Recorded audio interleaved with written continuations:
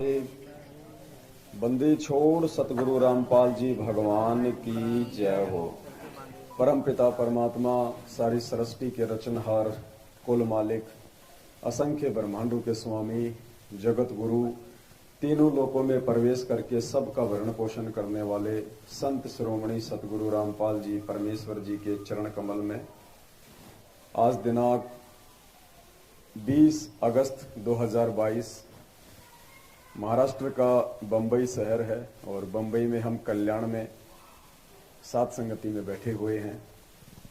परमात्मा की विशेष दया, विशेष मेहर उनके सत्सेवक बच्चों पे, साध संगतियों की दिन ब दिन परमपिता परमेश्वर का मिशन और ये बरवाला कांड की सच्चाई भगत समाज में जा रही है।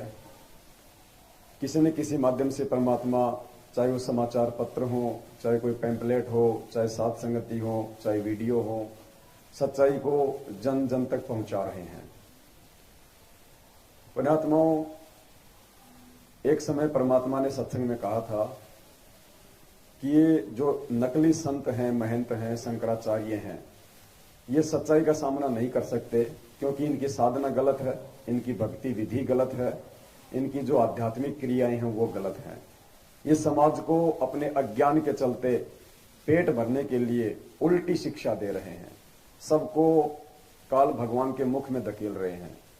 परमात्मा ने अनेकों बार उनको आमंत्रित किया ज्ञान चर्चा के लिए, लेकिन वो सामने नहीं आए।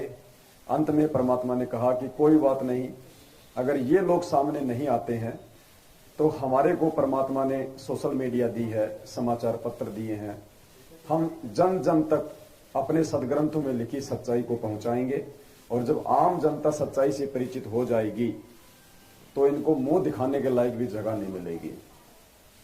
और पिछले 27 वर्षों से सतगुरु रामपाल जी भगवान ने इसी मिशन के ऊपर काम किया। उन्होंने सत्संग किए, पुस्तकें छपवाई, टीवी चैनलों पे सत्संग चलवाए, समाचार पत्रों के माध्यम से परमात्मा ने शास्त्र अनुकूल विधि क्या है इसके विषय में भगत समाज को जागृत किया और परमेश्वर का जो संघर्ष था आज वो रंग लाया। लाखों की संख्या में परमात्मा चाहने वाली आत्मा उनसे जुड़ी। ठीक इसी प्रकार पुण्यात्माओं, बरवाला कांड 2014 के बाद से एक बार उन्हीं काल प्रेरित लोगों की तरह, नकली धर्म गुरुओं की तरह, संतों और महंतों की तरह स्वयं सतगुरु रामपाल जी भगवान का कलयुगी परिवार, उनका भाई, उनके बेटा बेटी, उनके रिश्तेदार और सतलोक आश्रम मैनेजमेंट हरियाणा, इन्होंने पाखंड की हदें पार की। हमेशा इन्होंने ज्ञान विरुद्ध, भक्ति विरुद्ध वही कुकर्म किए जिससे कि बार बार उस परमात्मा के सीने पे चोट लगे। और 2014 का बरवाला कांड उन्हीं मनवस लोगों की अज्ञानता का एक जो है परिणाम था, जो आज हम सभी को भुगतना पड़ रहा है। पिछले 7 वर्षों से परमात्मा जेल में बैठे हुए हैं और पुण्यात्माओं, अब परमेश्वर ने दया बख्शी है साध संगतियों की। साध संगतियों के माध्यम से बरवाला कांड और बरवाला कांड से लेके आज तक इन्होंने जितने भी पाखंड किए हैं, सतगुरुदेव जी के आदेशों की आड़ में संगत को बहकाया है, बरगलाया है, दान धर्म के नाम पे संगत को करोड़ों में ठगा है। पिछले 7 वर्षों से शंका समाधान और साध संगतियों के माध्यम से सच्चाई भगत समाज में जा रही है। परमेश्वर की आत्माएं दिन ब दिन सच्चाई से परिचित होके उन काल प्रेरित लोगों का साथ छोड़ रही हैं। हाल ही कुछ दिन पहले सतगुरु प्रगट दिवस को लेके सभी साध संगत से जुड़े भाई बहनों ने परमात्मा जी का एड निकलवाया पूरे भारतवर्ष में और एक टहलका सा मचा, एक खलबली सी मची गुरुदेव के कलयुगी परिवार और इस मैनेजमेंट के बीच में। हिलने लगे ये लोग, यदि संगत सच्चाई से परिचित हो गई तो हमारी रोजी रोटी कैसे चलेगी, इन फर्जी आश्रमों में संगत कैसे आएगी, आएगी नहीं तो पाठ कैसे करवाएगी, ज्योति और दान का पैसा कैसे देगी, हमारी अय्यासियां कैसे पूरी होंगी। उसी के सिलसिले में आज दैनिक भास्कर में हम लोगों ने एक एड निकलवाया हरियाणा के लिए। फुल पेज में 2 पेज का एड, फुल पेज जिसको जैकेट कहते हैं, जैकेट का मतलब होता है अखबार में सबसे ऊपर जो पेज लगता है उसको कहते हैं जैकेट। सबसे पहले वो आज हमने निकलवाया 2 पेज का, लाखों रुपया देके। और अभी शाम को 8 बजे, आज 20 अगस्त को, क्योंकि कल 21 अगस्त को हमारा ऐड आना था रविवार को, अभी 20 अगस्त को 8:30 बजे दास लाइव आया था। आप सभी भाई बहनों को पता है, आपको दास ने जानकारी भी दी थी कि ऐसे ऐसे परमात्मा दया कर रहे हैं, सच्चाई पूरे हरियाणा में जाएगी, जन जन तक पहुंचेगी। और पूरी हिस्ट्री परमात्मा ने लिखवाई थी उसमें, बरवाला कांड से लेके सतगुरु रामपाल जी भगवान के भगवान होने के सारे प्रमाण, उसमें सब कुछ खुल के 2 पेज का पूरा फुल। लाखों रुपए में हमारी बात हुई, फाइनल हो गया, ऐड सब कुछ फाइनल हो गया। 8:30 बजे जैसे दास लाइव आया, संगत को सूचना दी, वैसे ही इन काल प्रेरित लोगों के कान खड़े हो गए कि तुम्हारी तो रोजी रोटी बंद हो जाएगी, तुम्हारा तो धंधा बंद हो जाएगा। खलबली मची इनके अंदर भयंकर तरीके से, और इन्होंने अपने सोर्स का उपयोग करना शुरू किया।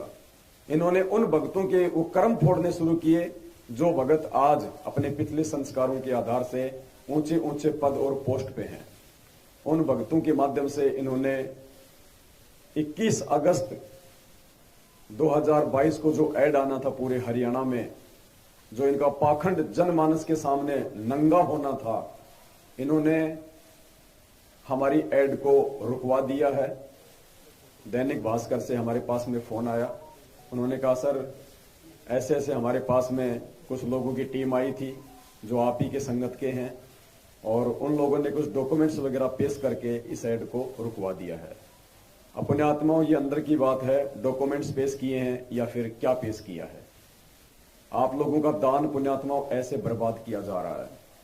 हम यदि 20 लाख की ऐड निकलवा रहे थे तो पुण्यात्माओं उस ऐड को रुकवाने के लिए क्या किया होगा इन लोगों ने। ऐसे कोई ऐड नहीं रोकता एक कागज लगा देने से। राष्ट्रीय स्तर का अखबार है, ऐसे किसी की छोटी मोटी जैक लगाने से, चेक लगाने से वो ऐड नहीं रोकते। इन्होंने कितने आपके दान का दुरुपयोग किया होगा। इस सच्चाई को रोकने से भगवान के भगवान होने के विषय में प्रमाण जो जगत वाले देखते तो उनकी आंखें फटी रह जाती कि परमात्मा तो ये है, असली परमेश्वर तो ये है जो हिसार जेल में बैठा हुआ है। और आम हरियाणा की संगत को इस बात का पता चलता कि भाई ये जो बरवाला कांड है ये खुद इन्हीं के भाई का, इन्हीं के परिवार के षड्यंत्र का नतीजा है। उस गद्दार भाई महेंद्र ने संत रामपाल जी भगवान को साइड से हटा के और खुद जो है वो गद्दी प्राप्त करना चाहता था। इतना भयंकर षड्यंत्र उसका। लेकिन आज इन लोगों ने हमारे ऐड को रुकवा दिया है। तो पुण्यात्माओं, आप समझ सकते हैं कि किस प्रकार से काल भगवान इन लोगों के ऊपर हावी है। लेकिन कोई बात नहीं, जरूर इसमें भी परमात्मा की कोई न कोई मेहर होगी, कोई न कोई रजा होगी। परमात्मा हो सकता है इससे भी बड़ा कोई धमाका और किसी मीडिया के माध्यम से, और किसी टीवी चैनल के माध्यम से, या और किसी सोर्स के माध्यम से जन जन तक हो सकता है ये सच्चाई पहुंचाना चाहते हो। तो हम तो मालिक की रजा में राजी रहने वाले हैं। और यदि हमसे कोई गलती हुई है तो हम सतगुरु रामपाल जी भगवान से नाक रगड़ के क्षमा याचना मांगते हैं कि परमेश्वर, हम जीव हैं, नासमझ प्राणी हैं, बेबुद्धि के प्राणी हैं। हो सकता है यदि इस ऐड को निकलवाने में हमसे कोई त्रुटि हो रही हो तो परमेश्वर आप हमें माफ करें, आप हमें क्षमा करें। परमात्मा, आप हमें सद्बुद्धि दें परमेश्वर, और आगे इसी प्रकार से हमारे पर सेवाओं की आप जी रजा बख्शें। तो एक छोटी सी सूचना थी जो आप सभी भाई बहनों को देनी थी। लेकिन पुण्यात्माओं, इस प्रकार की छोटी मोटी घटिया हरकतों से हमारा कोई जो मनोबल है वो डाउन होने वाला नहीं है। कहते हैं ना कि शेर यदि 2 कदम पीछे हटता है तो वो डर के नहीं हटता, वो शिकार पे और तेजी से झपट्टा मारने के लिए हटता है। तो हो सकता है परमात्मा और कोई बड़ा खेल अपने सत्सेवक बच्चों के माध्यम से खेलना चाह रहे हो, इसके लिए परमात्मा ने इस ऐड को स्टॉप किया हो। हो सकता है परमात्मा इंडिया लेवल पे कोई धमाका करवाना चाह रहे हो। ये कहां तक रुकवाएंगे? ये लड़ाई पुण्यात्माओं पाप और पुण्य की है। गुरुदेव ने बताया कि बच्चों ये भक्ति ये पाप और पुण्य की है। जब तक जीव के पुण्य शेष हैं तब तक वो कितने ही कुकर्म कर ले, कितना ही परमात्मा के मार्ग में रोड़ा बन के, बाधा बन के, अंधा गधा बन के खड़ा हो जाए, परमात्मा उसको छेड़ेगा भी नहीं, कुछ नहीं कहेगा उसको। लेकिन जिस दिन परमात्मा का विरोध करने के चलते वो अंधा गधा, जब उसके वो पुण्य समाप्त हो जाएंगे और जब उसके पाप कर्म बचेंगे, फिर देखना उसकी दुर्गतियां क्या होंगी। उनकी दुनिया देखेगी, पड़ोसी देखेंगे लोग कि क्या हो रहा है ये। तो हम समय का इंतजार करेंगे और इसी प्रकार से हम इस परमेश्वर के मार्ग में अपनी भक्ति के साथ साथ इस मिशन को लेके, ये बरवाला कांड की सच्चाई और परमात्मा के परमात्मा होने के विषय के साक्ष्य, वो सबूत, वो प्रमाण, इसी प्रकार से हम जनमानस तक, भगत समाज तक पहुंचाते रहेंगे। आगे परमात्मा और कोई बड़ी दया बख्शेंगे। सेवाएं बहुत हैं पुण्यात्माओं, सेवाओं को करने वालों की कमी है। सेवाओं की परमात्मा ने कोई कमी नहीं छोड़ रखी है। तो हम परमेश्वर पे छोड़ते हैं, आगे परमात्मा किस प्रकार से क्या करवाएंगे। तो आज यहाँ पे बंबई के कल्याण में सात संगति चल रही है 20 अगस्त 2022 को।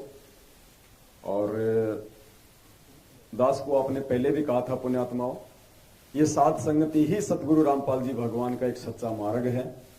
यहीं से परमात्मा का ज्ञान प्रसारित होना है पूरे विश्व में, और यहीं से परमात्मा जिन जिन आत्माओं को सतलोक लेके जाएंगे, उन आत्माओं की छटनी और उन आत्माओं को तैयार परमात्मा सात संगति से ही करवाएंगे। तो भाई बहनों ने सात संगति से जुड़े रहना है, और सात संगति से जुड़ने के बाद भी पुण्यात्माओं हमने अपने अंदर बदलाव करना पड़ेगा, अपने व्यवहार में, अपने रहन सहन में, अपने बोल चाल में, हर प्रकार से। छोटी छोटी बातों के लेके हम जो आपस में मनमुटाव कर बैठते हैं, ये नहीं चलेगा। अगर अभी भी ऐसा है तो वो भगत इस मार्ग पे लंबी रेस का घोड़ा बन के नहीं चल पाएगा, हट जाएगा वो एक दूसरे से मनमुटाव करके। क्योंकि ये मार्ग प्यार प्रेम का है, एकता का मार्ग है, मनमुटाव का मार्ग नहीं है। एक दूसरे की निंदा, चुगली, टांग खचाई, राग द्वेष का मार्ग नहीं है। इन सब बातों से परमात्मा महादुखी होते हैं। तो सभी भाई बहन आपस में अगर कोई एक दूसरे को दो बातें अगर ज्यादा भी बोल देता है, तो ये आपकी परीक्षा है। परमात्मा आपकी सहनशीलता की परीक्षा ले रहा है कि आपके अंदर कितनी सहन शक्ति है। अगर नहीं है तो फेल हो जाएंगे। कल को फिर उसी भगत के रूप में काल भगवान ऊपर अपने एजेंट को खड़ा कर देगा, वो तुम्हें और भी ज्यादा दुखी करेगा, परेशान करेगा। वहां भी तुम सहन नहीं कर पाओगे। ये थोड़ी पता चलेगा कि मैं सतलोक जा रहा हूं, मैं त्रिकुटी पे जा रहा हूं। कुछ नहीं, ऐसा ही सौपन होगा। ऐसे जैसे कहीं सात संगति में बैठे हैं, कहीं हम किसी सत्संग में बैठे हैं, ऐसा ही लगेगा। तो परमात्मा ने हमें जो पांचों गुण दिए हैं, शील, संतोष, विवेक, दया, अक्षमा, पुण्यात्मा, हम उनका प्रयोग करें, तभी परमात्मा हमें सतलोक ले जाने के लायक समझेंगे। वरना कोई फायदा नहीं होगा इतना त्याग, बलिदान, मेहनत, परिश्रम, दान धर्म करने का। तो आज सतगुरुदेव जी के आशीर्वाद से इस बॉम्बे की सात संगति के माध्यम से एक बहुत ही विशेष और महत्वपूर्ण टॉपिक पे हम बातचीत करेंगे। एक नया विश्वास आप सभी भाई बहनों को मिलेगा और आपके अंदर ये दृढ़ता आएगी कि वास्तव में सात संगतियों के माध्यम से परमात्मा जो खुलासे करवा रहे हैं, अपने इस सत मार्ग का जो आगे प्रचार प्रसार करवा रहे हैं, ये बिल्कुल सत्य है। और जिन आत्माओं को परमात्मा ने निमित्त बना रखा है सात संगति के लिए, वो बिल्कुल सत्य है। उनकी प्रत्येक बात को हमने गुरु जी के ज्ञान से तोल तोल के अपने जीवन में उतारना भी चाहिए। तो पुण्यात्माओं, आज एक ऐसा ही विषय है हमारे सामने। परमपिता परमेश्वर जी द्वारा लिखित ये एक पवित्र ग्रंथ है, मुक्ति बोध। ये मुक्ति बोध ग्रंथ हमारे सामने है और एक विशेष टॉपिक आज इसमें है मीराबाई जी की कथा। और मीराबाई जी की जो कथा है, ये तो हम आज पढ़ रहे हैं। ये जो प्रमाण है, इसके अंदर एक विशेष प्रमाण, वो तो परमात्मा ने अब दिया है 5-10 दिन पहले। और ये दास आप सभी भाई बहनों को पिछले 1 साल से बोलता आ रहा है कि भाई मीराबाई की मुक्ति नहीं हुई है, मीराबाई पार नहीं हुई है, उसका मोक्ष नहीं हुआ है, वो सतलोक नहीं गई है। क्योंकि पार करने का वक्त वर्तमान समय है। इस समय परमात्मा पार करेगा सभी आत्माओं को, अगर वो मर्यादा के साथ में टिकी रहेंगी तो। और एक विद्या नाम की बहन है जो आप लोग जानते होंगे, एक बार दास के साथ सात संगति में आई थी। सात संगति से भगवान ने उसको जोड़ दिया था, परमात्मा ने उसको बता दिया था कि तू मीरा की आत्मा है। लेकिन पुण्यात्माओं, ये मालूम पड़ जाने मात्र से कि कौन मीरा की आत्मा है, कौन नानक की आत्मा है, कौन धन्ना जी की आत्मा है, कोई फायदा नहीं। हम सब किसी न किसी की आत्मा है। हमने अनेकों जन्म भोगे हैं, यहाँ पे करोड़ों, हम किसी न किसी की आत्मा है। और यहां तो मीरा से भी टॉप टॉप आत्माएं बैठी होंगी, और टॉप आत्मा हम उनको कह नहीं सकते, क्योंकि अगर वो इतनी अच्छी आत्माएं होती तो आज इस कलयुग में क्यों धक्का खा रही है दोबारा, क्यों मां के गर्भ से जेल में लिपट के आई, क्यों इतने कष्ट उठाए। अगर वो इतनी अच्छी आत्मा थी, नानक जी, मीरा जी, जितने भी महापुरुष परमात्मा ने नाम बताए हैं, जो रह गए, पार नहीं हो पाई अपनी गलतियों के चलते, गुरु को भगवान ना मान पाने के चलते, अगर वो इतनी अच्छी आत्मा थी तो क्यों धक्के खा रही है आज यहाँ के। तो ऐसी एक आत्मा मीरा के बारे में परमात्मा ने ये कथा लिखी हुई इसमें, मुक्ति बोध पेज नंबर 212 पे मीराबाई की कथा है। पेज नंबर 209 पे मीराबाई की कथा है मुक्ति बोध में, जो कि सतगुरु रामपाल जी भगवान जी के द्वारा लिखित ये ग्रंथ है। एक विशेष इसके अंदर सबूत है, एक प्रमाण है। तो आज हम इसी कथा के ऊपर चलेंगे, आज हम चर्चा करेंगे। भगत जी दास ने पहले भी कहा था, जब दास लाइव आता है कोई चीज में छेड़छाड़ मत किया करो भगत जी। मैंने नागपुर में भी हाथ जोड़े थे आप सभी लोगों से। अब अच्छा खासा चल रहा था, क्या छेड़ने की जरूरत थी, वापस करो उसका वॉल्यूम, फिर मुझे जोर लगाना पड़ेगा। तो क्या जरूरत थी फिर ये लाने की, जब इतने डर रहे हैं हम यहाँ पे साथ संगति करने से, क्या जरूरत है फिर इनको लाने की, क्या दिक्कत है भगत जी, किसको प्रॉब्लम हो रही है यहाँ पे। थोड़ा सा हम कौन सा भगत जी यहाँ पे को डीजे थोड़ी बजा रहे हैं, अब इतना तो आदमी बोलेगा ना। देखो भगत जी, साथ संगति कहीं भी रखवाओ, अपनी पूरी व्यवस्था देखा करो भाई पहले। अगर हमें लगता है कि नहीं हो पाएगा यहाँ पे सेटल, भाई किसी को दिक्कत है, अड़ोसी को पड़ोसी को, तो नहीं करवानी चाहिए भाई। जल्दबाजी का काम थोड़ी है, थोड़ी की साथ संगति मेरे घर पे हो जाएगी तो मेरे को मोक्ष मिल ही जाएगा। मोक्ष तो मालिक की मर्यादा से और उसकी भक्ति से मिलेगा भगत जी, साथ संगतियां रखवाने से नहीं मिलेगा। वो रामदेव भगत जो है, वो किशनगढ़ वाला, उसने बहुत साथ संगतियां रखवाई, अब क्या हो गया, लग गए उस पर काल का दाव, अब वो साथ संगति के विरोध में आ गया। तो साथ संगति रखवाने मात्र से कोई भला नहीं होने वाला। तो मीराबाई जी की जो कथा है इसके ऊपर आज हम चलेंगे। पेज नंबर 209 है, पुण्यात्माओं ध्यान से सुनना, आपकी आंखें खुलेंगी। दास ने आपको इतने बार वीडियो बना बना के पहले कहा था कि भाई मीराबाई पार नहीं हुई, मीराबाई पार नहीं हुई। संगत में से 70% लोगों ने दास का विरोध किया कि नहीं, झूठ बोल रहा है, झूठ बोल रहा है, क्या ये गुरुजी का गुरु हो गया, क्या ये गुरुजी से ऊपर बोलने लग गया, गुरुजी ने तो कहा कि मीराबाई का मोक्ष हो गया, मीराबाई पार हो गई, ये पवन कैसे कह रहा कि मीराबाई पार नहीं हुई। पुण्यात्माओं, दास के पास में उस समय तक ये प्रमाण नहीं था जो परमात्मा ने इस पुस्तक में खुल के लिखा हुआ है। मैं केवल अपने सतगुरु रामपाल जी भगवान के ऊपर विश्वास करके, उनकी सत प्रेरणा से, उन्होंने दास को जो सद्बुद्धि बख्शी है, उनका जो आशीर्वाद है, उस आधार से दास सीना ठोक के कह रहा था कि मीरा पार नहीं हुई, क्योंकि पार होने का समय ये है भाई, भगवान झूठा नहीं हो सकता कि 650 साल पहले कोई पार नहीं हुआ, 64 लाख में से एक भी पार नहीं हुआ। इतनी बार कहा गुरुजी ने सत्संगों में, फिर मीरा कैसे पार हो जाएगी, मीरा भी तो 64 लाख में थी। इस आधार से, वो इस विश्वास के आधार से, गुरुजी के उस वचन पे विश्वास करके दास को इतनी हिम्मत मिली। ये प्रमाण मेरे पास में भी नहीं था स्पष्ट कि मेरा पार हुई या नहीं हुई, केवल मैं तो गुरुदेव के सत्संगों के आधार से ही एक बुलंद आवाज में आप सभी भाई बहनों को बोलता हुआ आ रहा हूं। और आज परमात्मा ने एक प्रमाण भी दे दिया। और मैं विनती करूंगा उन नालायक, मंदबुद्धि, भाई बहनों से जो बिना सोचे समझे जल्दबाजी में आकर के किसी का भी विरोध कर देते हैं, जो उस समय मेरे विरोध में थे, आज ये कथा जब वो सुनेंगे मेरा भाई की, तो अब वो कहां जाएंगे, कहां जाएंगे, अब वो क्या मुंह दिखाएंगे अब वो।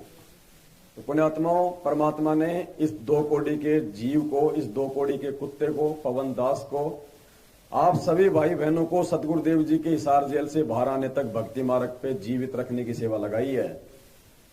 जो इस चीज को समझ जाएगा तो फायदा उठा लेगा, और जो अपनी अज्ञानता के चलते, छोटी सोच के चलते, घटिया सोच के चलते, अपने मन में राग द्वेष ईर्ष्या के चलते यदि सात संगत से दूर होगा, अपने पैर पे खुद वो जो है कुल्हाड़ी मारेगा। तो गुरुदेव ने अपने एक सत्संग में कहा, क्योंकि मीरा बाई की जो कथा है उसमें पुण्यात्माओं आगे बढ़ने से पहले हमने गुरुदेव का एक छोटा सा सत्संग सुनना पड़ेगा, 3 या 4 मिनट का, क्योंकि गुरुदेव के सत्संगों के बिना, उनको आधार बनाए बिना हमें कोई भी चीज समझ में नहीं आएगी। और गुरुदेव ने एक सत्संग में कहा था कि पुण्यात्माओं,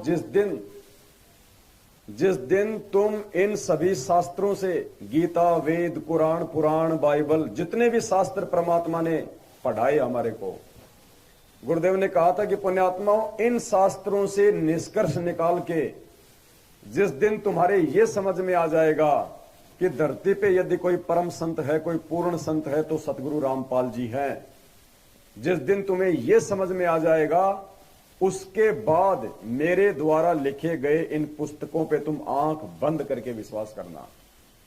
उसके बाद तुम्हारे लिए वो शास्त्र फेल हैं, आधे अधूरे ज्ञान युक्त, क्योंकि ना तो कंप्लीट ज्ञान गीता जी में है, ना वेदों में है, ना कुरान में, ना पुराण में।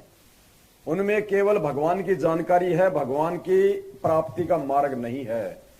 तो गुरुदेव ने कहा था कि इन शास्त्रों का तो केवल इतना ही काम है कि शास्त्रों से तुम सतगुरु की पहचान कर लो, और एक बार यदि तुम्हें सतगुरु की पहचान हो जाए, उसके बाद इन शास्त्रों को बोरे में डाल के कहीं एक स्थान पे रख देना। तुम्हारे लिए 0/0 है, उनका कोई यूज नहीं है। उसके बाद तुम्हारे लिए यदि कोई सबसे बड़ा शास्त्र है दुनिया में, तो अपने सतगुरुदेव जी के द्वारा लिखित धार्मिक पुस्तकें, उनके सत्संग। तो सुनिए पहले परमात्मा का ये सत्संग, परमात्मा ने किस प्रकार से हमारे को निर्देशित किया है अपनी इन पुस्तकों के ऊपर विश्वास करने के लिए।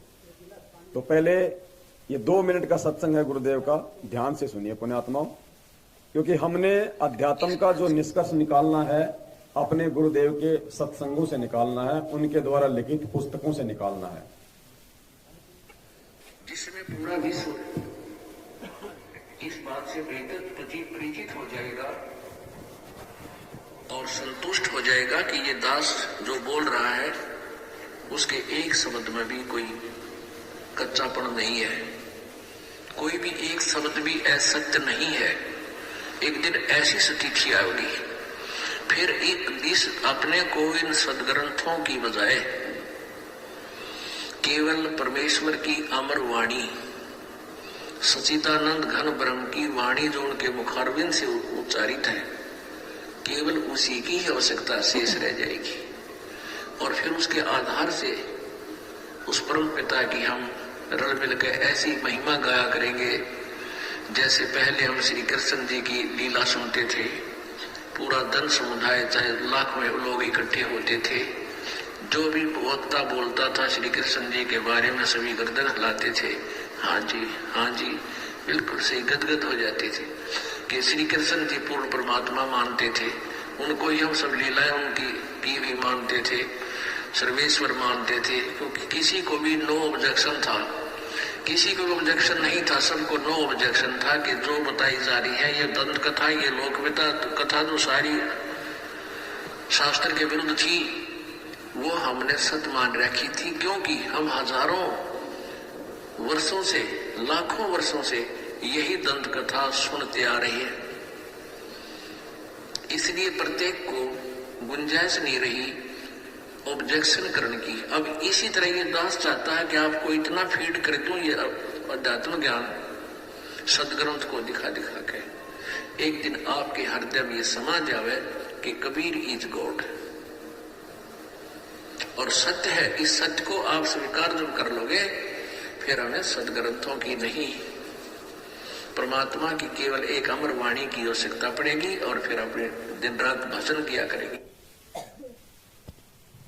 तो पूज्य गुरुदेव जी कह रहे हैं, जब हमें इस सत्य का मालूम हो जाएगा, हमें सतगुरु का मालूम हो जाएगा, विश्वास हो जाएगा, फिर हमें इन शास्त्रों की नहीं बल्कि परमात्मा की वाणियों की, इन अमर कथाओं की। तो परमात्मा कौन है? सतगुरु रामपाल जी भगवान। और अमर कथा क्या है? उनके द्वारा इन पुस्तकों में लिखी गई ये कथाएं, जैसे ये मीराबाई की कथा।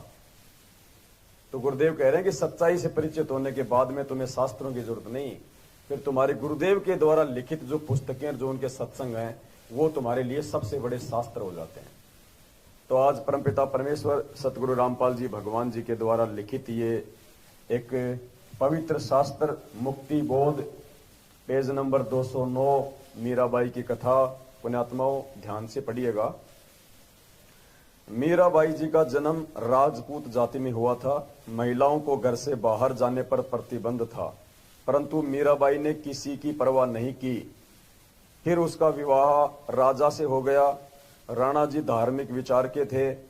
उसने मीरा को मंदिरों में जाने से नहीं रोका, अपितु लोक चर्चा से बचने के लिए मीरा जी के साथ 3-4 महिला नौकरानी भेजने लगा, जिस कारण से सब ठीक चल रहा। कुछ वर्ष पश्चात मीरा जी के पति की मृत्यु हो गई। देवर राजगद्दी पर बैठ गया। उसने कुल के लोगों के कहने से मीरा को मंदिर में जाने से मना किया, परंतु मीराबाई जी नहीं मानी, जिस कारण से राजा ने मीरा को मारने का षड्यंत्र रचा। विचार किया कि ऐसी युक्ति बनाई जाए कि यह भी मर जाए और बदनामी भी ना हो। यानी एक तो हमें हमारे परमपिता परमात्मा पे ये विश्वास होना चाहिए कि यदि हम वास्तव में भगवान की भक्ति कर रहे हैं, गुरु जी के वचनों पे है, मर्यादा में है, और यदि हम सही चल रहे हैं भक्ति मार्ग पे, अपने भगवान पे विश्वास करके, तो हमारे पीछे से चाहे हमारे दुश्मन या वो ज्ञानहीन व्यक्ति जो हमसे राग द्वेष और ईर्ष्या रखते हैं, वो चाहे कितनी ही घटिया कोशिशें हमारे को दुखी करने की, हमारे को मारने की, परेशान करने की क्यों ना करें, परमात्मा उनके हर षड्यंत्र को फेल करेगा। परमात्मा उनके प्रत्येक षड्यंत्र को फेल करेगा। क्यों? क्योंकि परमात्मा उस मर्यादित आत्मा के पल पल साथ में रहता है, साईं की तरह। वो दिखाई नहीं देता, ये बात अलग है। परमात्मा उस आत्मा से दूर नहीं होता है। और पुण्यात्मा यही कारण है आज 2014 बरवाला कांड के बाद से आज तक जो परमेश्वर ने सात संगति से लाखों हजारों आत्माओं को जोड़ रखा है, किसी का हाथ का नाखून भी नहीं उतरने दे रहा परमात्मा। जो मर्यादा में है, अमर्यादित तो मरेगा भी, एक्सीडेंट भी होगा, बीमार भी होगा, सब कुछ होगा, लेकिन जो भगत मर्यादा में है, परमात्मा उसका बाढ़ भी बाका नहीं होने दे रहा। साईं की तरह पल पल परमात्मा उस अपनी आत्मा के साथ में रहता है। ये विश्वास करके चलना आप लोग। हमें नहीं दिखाई देंगे गुरु जी, क्योंकि वो शब्द रूप है, शब्द स्वरूपी राम है। वो भले हमें दिखाई ना दे, लेकिन पल पल हमारे साथ में रहेगा। तभी तो आज हम इतने हंसते खेलते साथ संगतियों में आ रहे हैं, इतनी उमंग के साथ में। वरना दूसरी तरफ वो सतलोक आश्रम मैनेजमेंट हरियाणा के पीछे लगे हुए भाई बहन देख लो, आए दिन उनके घरों में अकाल मौतें हैं, लड़ाई झगड़े, आए दिन सार नाम तक लिए हुए लोग दुर्घटनाओं में मर रहे हैं। शर्म की बात है ये। भगवान के भगत का तो बाढ़ विवाह का नहीं कर सकता ये काल भगवान। फिर उनके घरों में ऐसी दुर्गतियां क्यों? क्योंकि उनकी मर्यादा नहीं है। सतलोक आश्रम मैनेजमेंट और गुरुजी के परिवार का साथ ही मर्यादा तोड़ना है। जब तक आप उनकी संगति में हैं, आप उनके कहने से नामदान केंद्रों पे जा रहे हैं, उनके फर्जी आश्रमों में जा रहे हैं, उनके द्वारा दिए गए झूठे आदेशों को फॉलो करेंगे, उनको दान धर्म करेंगे, आप सतगुरु रामपाल जी भगवान से कोसों दूर हैं। और आप और हम साथ संगत से जुड़े हुए सत्संग भाई बहन 2014 से उनकी किसी भी बात को फॉलो नहीं करते हैं।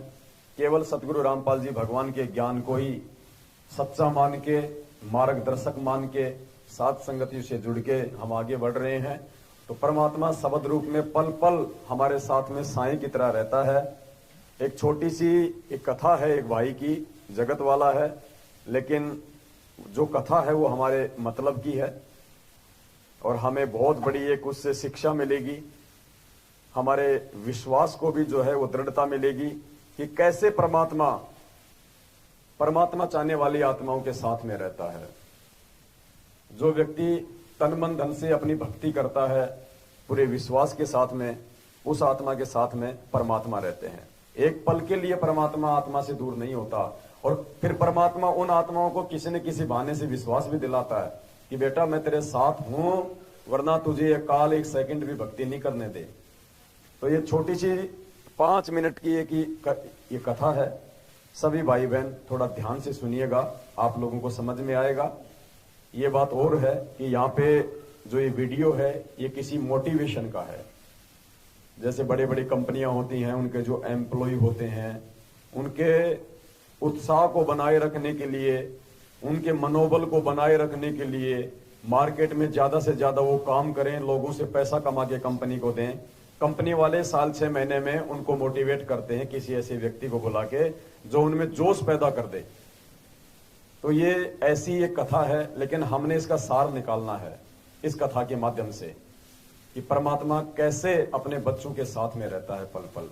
इस कथा में जो एक डॉक्टर है, उस डॉक्टर को आप एक सत्सेवक समझ लेना, आप एक सच्चा भगत समझ लेना, तब आपको ये कथा समझ में आएगी कि कैसे परमात्मा अपने सच्चे भगत के साथ में, जो भक्ति को ही जो प्रायोरिटी देता है, जो प्राथमिकता देता है, परमात्मा के वचन पे चलता है, कैसे परमात्मा उस भगत के साथ में साईं की तरह रहते हैं।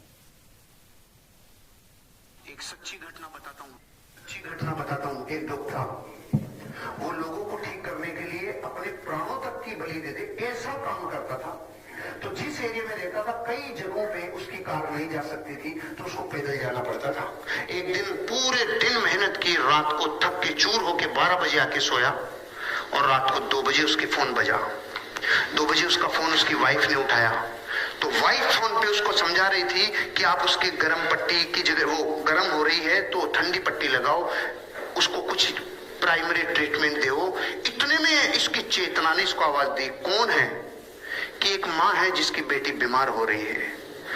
उसकी चेतना ने पकड़ लिया कि कोई मेरे को याद कर रहा है। फिर उसने क्या किया, उसने पूछा कि कितनी प्रॉब्लम है, कि बुखार 104 डिग्री प्लस है।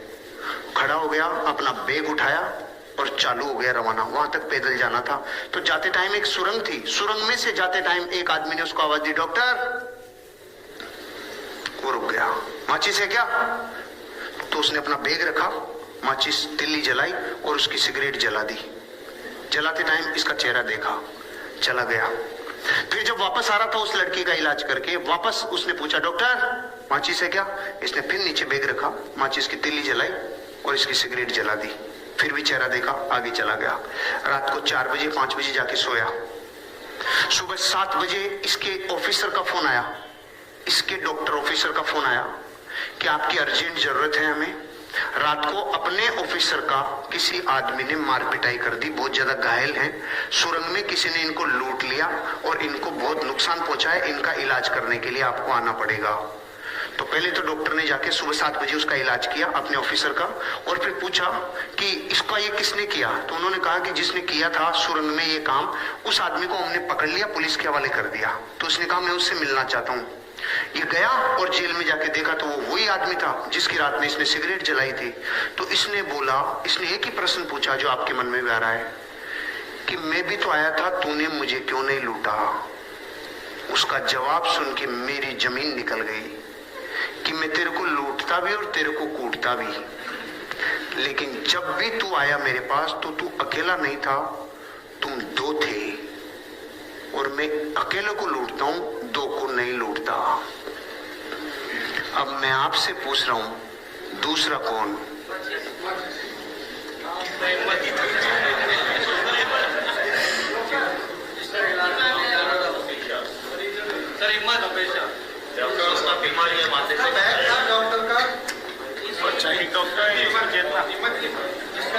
पहले तो मैं ये बता दूं कि वो जो आदमी कह रहा है ना डाकू, वो बिल्कुल सही कह रहा है।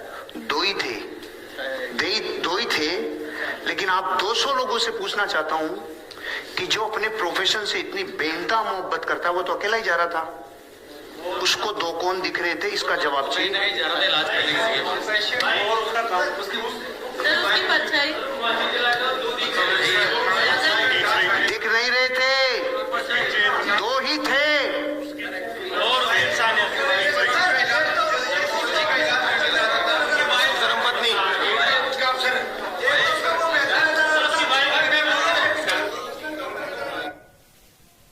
अब देखो पुण्यात्माओं, उस कंपनी के कोई 200 लोग सामने बैठे हैं, लेकिन सारे जगत वाले भक्तिहीन, जिनको एबीसीडी नहीं पता भक्ति और भगवान की।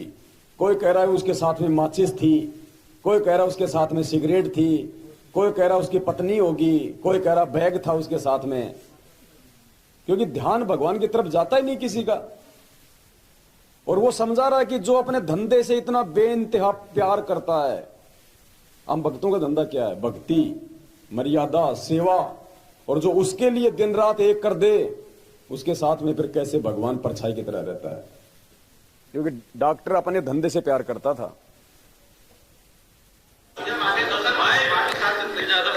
वो इंसान नहीं था। बैठो, हाँ बैठो बैठो बैठो। वो देवीय शक्ति थी जो उसकी मदद कर रही थी। मैं आपको ये बताना चाह रहा हूं, जब ये स्टोरी मैंने पढ़ी ना, ये अमेरिका के किसी डॉक्टर की कहानी है जिसने अपनी बायोग्राफी में लिखी है। उसके साथ वो पावर थी जिसको आप लोग और हम लोग सुप्रीम पावर कहते हैं, क्योंकि उसको ये पता था कि इस आदमी के साथ हादसा होगा। जो अपने प्रोफेशन को इतना बेइंतहा मोहब्बत करता है, वो तो अकेला ही था ना, उसको थोड़ी पता था। उस दिन के बाद उसको यकीन हुआ कि जब मैं अपने काम को प्राणों से ज्यादा पसंद करता हूं तो मेरे को कोई पावर मदद करती है। मैं आपको ये कहना चाह रहा था कि आपका ध्यान इतना ज्यादा मेटेरियलिस्टिक हो चुका कि आपको पावर शब्द पे विश्वास नहीं रहा। कि आपको कह रहा माचिस, कोई कह रहा है छाया। आपको ये तो पता है ना पावर्स होती है, तो यहां ध्यान क्यों नहीं गया? मेरा तो जैसे ही मैंने पढ़ा था ना ये स्टोरी, कि जैसे उसने कहा तू एक नहीं तू दो था, मैंने कहा भाई रे, वो दो ही थे भाई साहब। लेकिन डॉक्टर को थोड़ी पता चलता कि दो थे कि नहीं थे। तो पुण्यात्माओं, आप जी यकीन मानना, जैसे ये घटना जो घटी है ना, उसी घटना के आधार से आज परमात्मा ने, पुण्यात्माओं, इस ऐड को स्टॉप किया है। क्योंकि हमने इस परमेश्वर के प्यार में हम इतने पागल हो गए।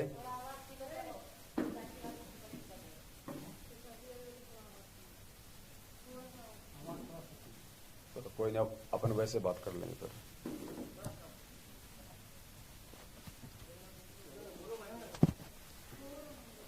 कोई बात नहीं।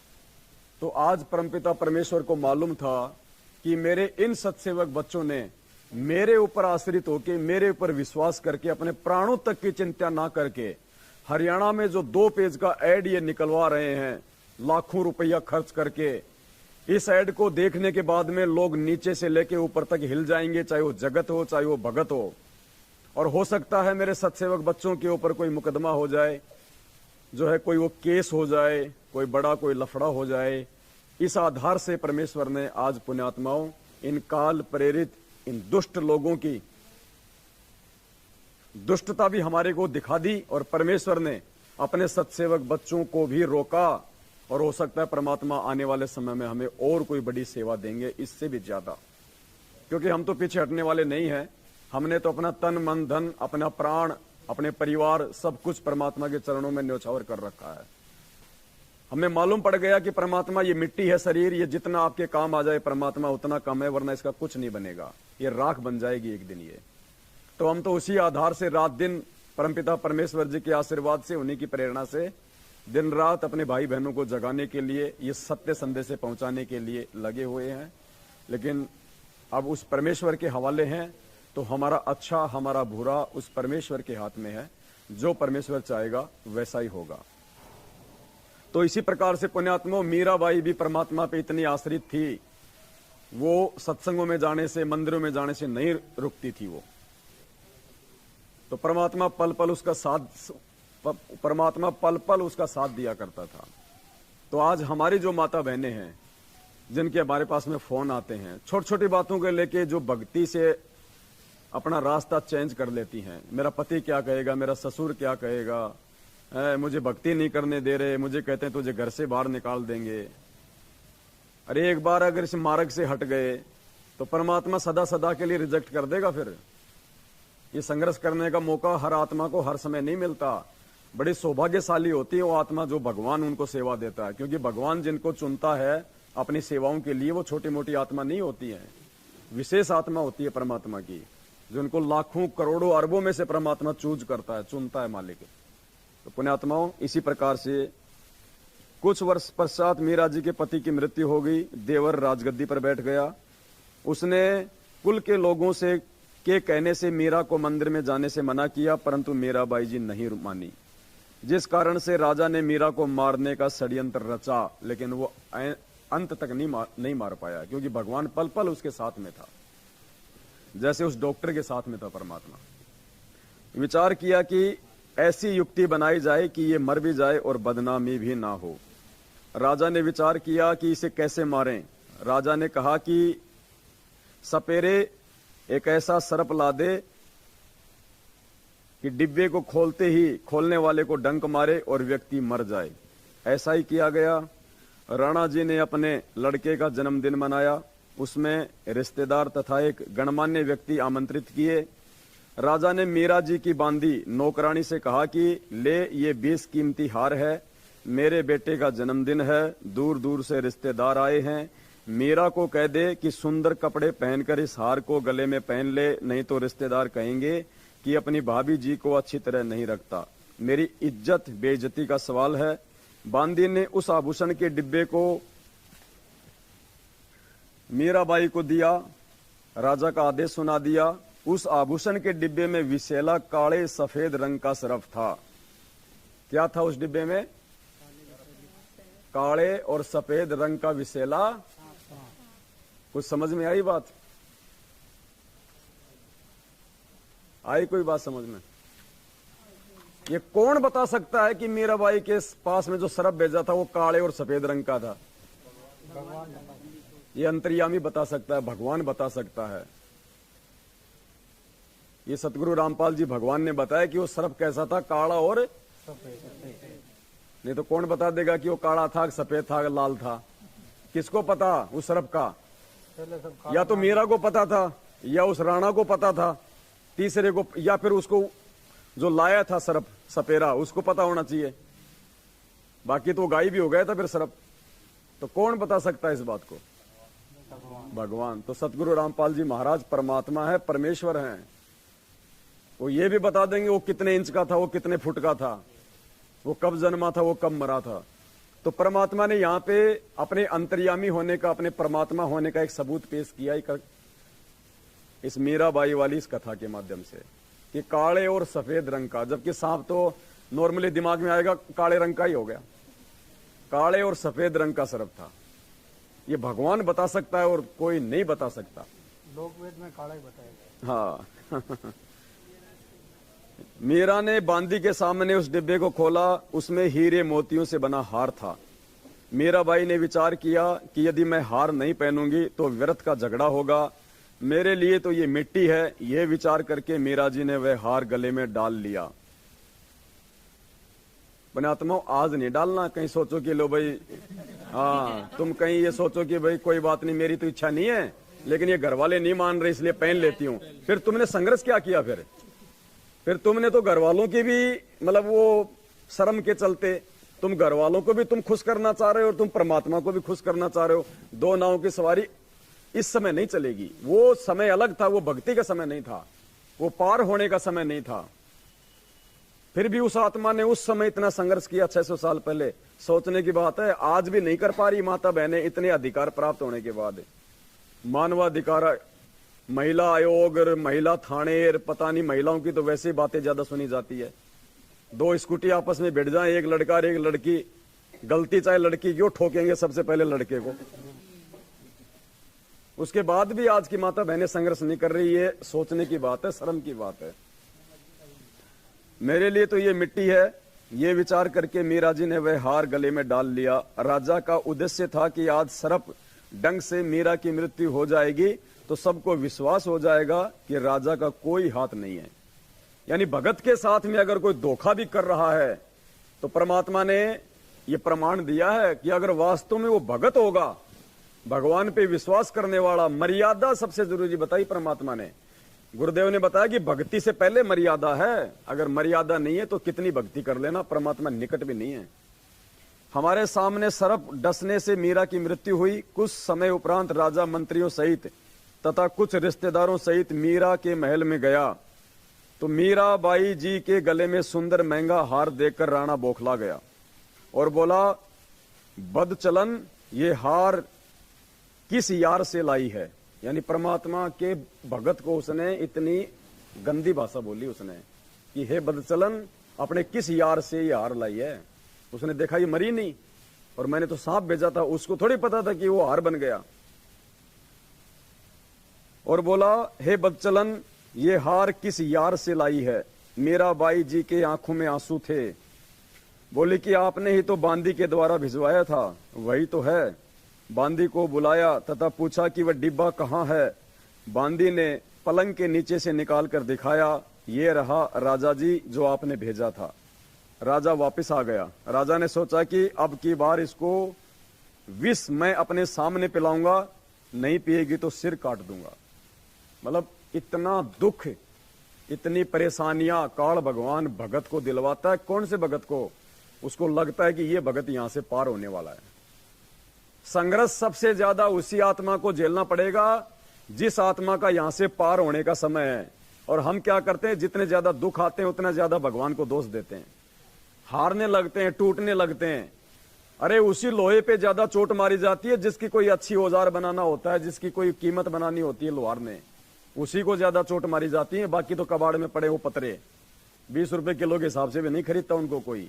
और चोट मार मार के एक छोटी सी वो कांटा निकालने वाली वो बना देता है लोहार, 20-20 रुपए की बिकती है। एक किलो लोहा 50 रुपए का और 1 किलो लोहे की वो 100 बना देता है और एक 20-20 रुपए की बिकती है। तो कितनी कीमत बनी। लेकिन वो कब बनी?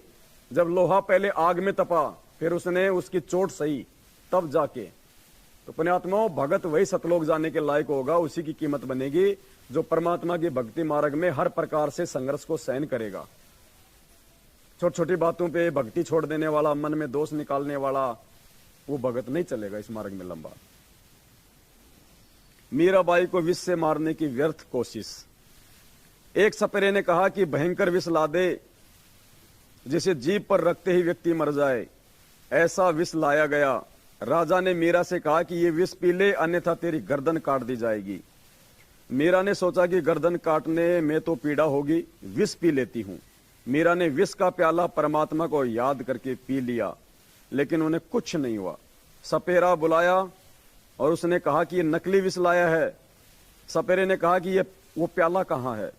उसे प्याला दिया गया। सपेरे ने उस प्याले में दूध डालकर एक कुत्ते को वहीं पिला दिया। कुत्ता दूसरी बार जीभ भी नहीं लगा पाया, वहीं मर गया। इतना भयंकर विषैला सर्प था। पुण्यात्मा और रोंगटे खड़े होते हैं। दास को यहां से लगे यहां तक पूरा वो हो गए वो खड़े। और परमात्मा कहते हैं 3.5 करोड़ जाप हो जाते हैं उस एक बार ये होने में, खड़े होने में। ये जो ये रोमकूप होते हैं ना, 3.5 करोड़ जाप हो जाते हैं।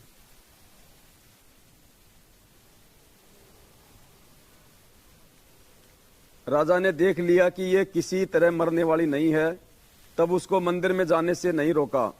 उसके साथ कई नौकरानी तथा पुरुष रक्षक भी भेजने लगा कि लोग ये नहीं कहेंगे कि आवारागर्दी में जाती है। मीराबाई जी को सतगुरु शरण मिली। जिस श्री कृष्ण जी के मंदिर में मीराबाई पूजा करने जाती थी, उसके मार्ग में एक छोटा बगीचा था।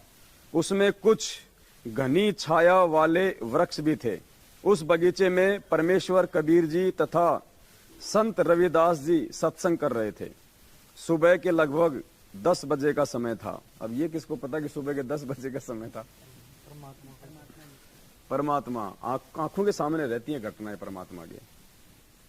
मीरा जी ने देखा कि यहाँ परमात्मा की चर्चा या कथा चल रही है, कुछ देर सुनकर चलते हैं। परमेश्वर कबीर जी ने सत्संग में संक्षिप्त सृष्टि रचना का ज्ञान सुनाया। संक्षिप्त शॉर्ट में सुनाया परमात्मा ने, क्योंकि सुनाने वाले तो खुद ही थे ना। तो पूरी सृष्टि रचना सुनाई थी या शॉर्ट में सुनाई थी, वो तो वही बता सकता है। परमेश्वर कबीर जी ने सत्संग में संक्षिप्त सृष्टि रचना का ज्ञान सुनाया। कहा कि श्री कृष्ण जी यानी श्री विष्णु जी से ऊपर अन्य सर्वशक्तिमान परमात्मा है। जन्म मरण समाप्त नहीं हुआ तो भक्ति करना न करना समान है। जन्म मरण तो श्री कृष्ण जी श्री विष्णु जी का भी समाप्त नहीं है, उसके पुजारियों का कैसे होगा। जैसे हिंदू संत जन कहते हैं कि गीता का ज्ञान श्री कृष्ण अर्थात श्री विष्णु जी ने अर्जुन को बताया। गीता ज्ञानदाता गीता अध्याय 2 श्लोक 12, अध्याय 4 श्लोक 5, अध्याय 10 श्लोक 2 में स्पष्ट कर रहा है कि हे अर्जुन, तेरे और मेरे बहुत जन्म हो चुके हैं, तू नहीं जानता मैं जानता हूं। इससे स्वयं सिद्ध है कि श्री कृष्ण जी का भी जन्म मरण समाप्त नहीं है, ये अविनाशी नहीं है। इसलिए गीता अध्याय नंबर 18 श्लोक नंबर 62 में गीता बोलने वाले ने कहा है कि हे भारत, तू सर्वभाव से उस परमेश्वर की शरण में जा, उस परमेश्वर की कृपा से ही तू सनातन परम धाम को तथा परम शांति को प्राप्त होगा। परमेश्वर कबीर जी के मुख कमल से ये वचन सुनकर परमात्मा के लिए भटक रही आत्मा को नई रोशनी मिली। सत्संग के उपरांत मीराबाई जी ने प्रश्न किया कि हे महात्मा जी, आपकी आज्ञा हो तो शंका का समाधान करवाऊं। कबीर जी ने कहा कि प्रश्न करो बहन जी, प्रश्न। हे महात्मा जी, आज तक मैंने किसी से नहीं सुना कि श्री कृष्ण जी से ऊपर कोई और परमात्मा है। आज आपके मुख से सुनकर मैं दोराहे पर खड़ी हो गई हूं। मैं मानती हूं कि संत झूठ नहीं बोलते। परमेश्वर कबीर जी ने कहा कि आपके धार्मिक अज्ञानी गुरुओं का दोष है, जिन्हें स्वयं ज्ञान नहीं कि आपके सदग्रंथ क्या ज्ञान बताते हैं। देवी पुराण के 3 स्कंद में श्री विष्णु जी स्वयं स्वीकारते हैं कि मैं विष्णु, ब्रह्मा तथा शंकर नाशवान है, हमारा जन्म तथा मृत्यु होता है। मीराबाई बोली कि हे महात्मा जी, भगवान श्री कृष्ण जी मुझे साक्षात दर्शन देते हैं, मैं उनसे संवाद करती हूँ। कबीर जी ने कहा कि हे मीराबाई जी, आप एक काम करो, भगवान श्री कृष्ण जी से खुद ही पूछ लेना कि आपसे ऊपर भी कोई मालिक है। वे देवता हैं, कभी झूठ नहीं बोलेंगे। मीराबाई को लगा कि वह पागल हो जाएगी यदि श्री कृष्ण जी से भी ऊपर कोई परमात्मा है तो। पुण्यात्माओं, रात्रि में मीरा जी ने भगवान श्री कृष्ण जी का आह्वान किया। किसका आह्वान किया? अब देखना कौन प्रकट होता है। त्रिलोकीनाथ प्रकट हुए। अब कौन है असली त्रिलोकीनाथ? जो तीनों लोकों में प्रवेश करके सबका भरण पोषण करता है। क्या हुए? प्रकट हुए। संकेत किया परमात्मा ने कि पूर्ण परमेश्वर कबीर साहिब प्रकट हुए श्री कृष्ण जी रूप में। श्री कृष्ण जी क्यों कहेगा कि मेरे को छोड़ के किसी और के पास चली जा? कोई बढ़िया सा मुझे कोई मजदूर मिला हुआ, बढ़िया कमा के दे रहा है, मैं क्यों कहूंगा कि तू उस सेठ के चला जा? तो भगवान स्वयं श्री कृष्ण जी का रूप बना के अपनी आत्मा का भ्रम निवारण करने के लिए स्वयं वहां पे प्रकट हुए। मीरा ने अपनी शंका समाधान के लिए निवेदन किया कि हे प्रभु, क्या आपसे ऊपर भी कोई परमात्मा है? एक संत ने सत्संग में बताया, श्री कृष्ण जी ने कहा कि मीरा, परमात्मा तो है परंतु वह किसी को दर्शन नहीं देता। हमने बहुत समाधि व साधना करके देख ली। मीराबाई जी ने सत्संग में परमात्मा जी से यह भी सुना था कि उस पूर्ण परमात्मा को मैं प्रत्यक्ष दिखाऊंगा, सत्य साधना करके उसके पास सतलोक में भेज दूंगा। मीराबाई जी ने श्री कृष्ण जी से फिर प्रश्न किया, क्या आप जीव का जन्म मरण समाप्त कर सकते हो? श्री कृष्ण जी ने कहा कि असंभव। कबीर जी ने कहा था कि मेरे पास ऐसा भक्ति मंत्र है जिससे जन्म मरण सदा के लिए समाप्त हो जाता है। वह परमात्मा, वह परम धाम प्राप्त होता है, जिसके विषय में गीता जी अध्याय नंबर 15 श्लोक 4 में कहा है कि तत्व ज्ञान तथा तत्वदर्शी संत की प्राप्ति के पश्चात परमात्मा के उस परम धाम की खोज करनी चाहिए, जहां जाने के पश्चात साधक फिर लौटकर संसार में कभी नहीं आते। उसी एक परमात्मा की भक्ति करो। मीराबाई ने कहा कि हे परमात्मा, हे भगवान श्री कृष्ण जी, संत जी कह रहे थे कि मैं जन्म मरण समाप्त कर देता हूं, अब मैं क्या करूं? मुझे तो पूर्ण मोक्ष की चाह है। श्री कृष्ण जी बोले कि मीरा, आप उस संत की शरण ग्रहण करके अपना कल्याण। अगर उसको इतना ही पता था श्री कृष्ण जी को, तो खुद ना उनकी शरण में चला जाता जो मीरा को भेज रहा है। अब गुरु जी कह रहे कहीं पे कोई फ्री में कोई प्लाट बट रहे हो, तो पहले आप भगोगे या अपने नौकर को कहोगे कि तू ले ले? तो जहां मोक्ष बट रहा है, इतनी कोई गारंटी दे रहा है, तो श्री कृष्ण जी कह रहे कि वहां जाके अपना मोक्ष करवा ले। तो खुद क्यों भटकेगा आदमी?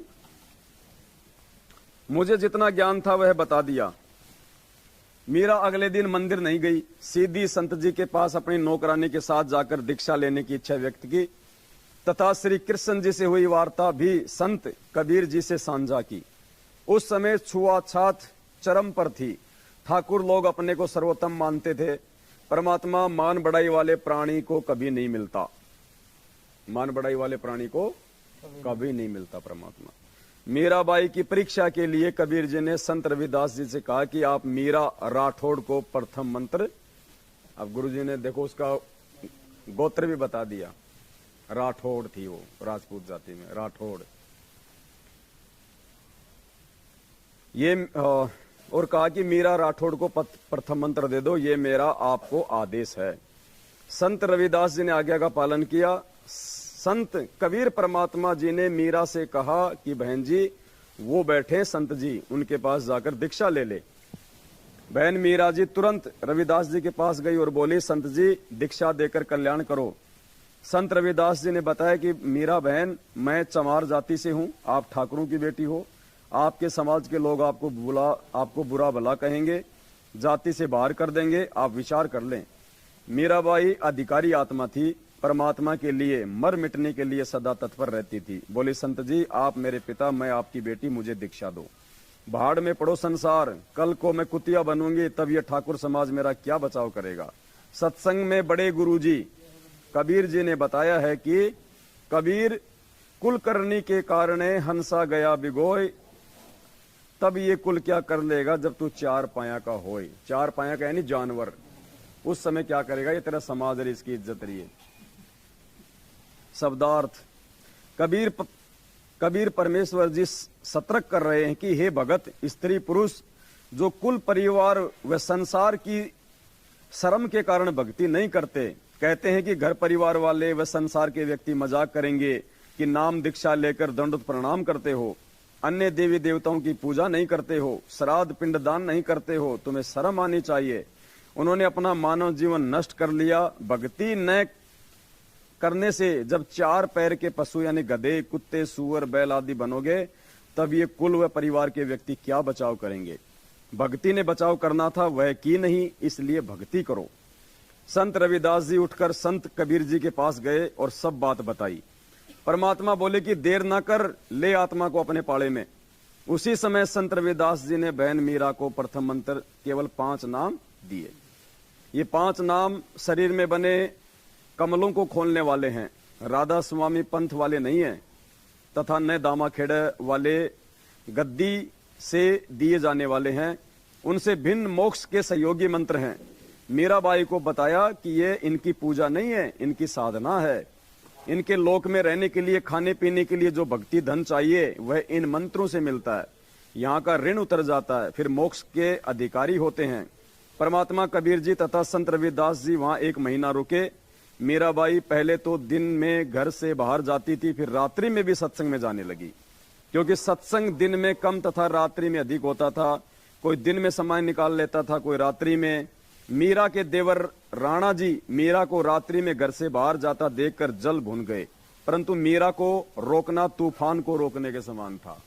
ऐसी आत्माएं परमात्मा की अधिकारी होती हैं। इसलिए राणा जी ने अपनी मौसी जी यानी मीरा जी की माता जी को बुलाया और मीरा को समझाने के लिए कहा कि इसने हमारी इज्जत का नाश कर दिया। बेटी माता की बात मान लेती है। मीरा की माता ने मीरा को समझाया, मीरा ने उसका तुरंत जवाब दिया और परमात्मा ने उन दोनों की वार्ता को एक भजन के रूप में लिखा है। सत्संग में जाना मीरा छोड़ दे, ये सत्संग में जाना मीरा आए मारी लोग करें तकरार, सत्संग में जाना मीरा छोड़ दे, आए मारी लोग करें तकरार।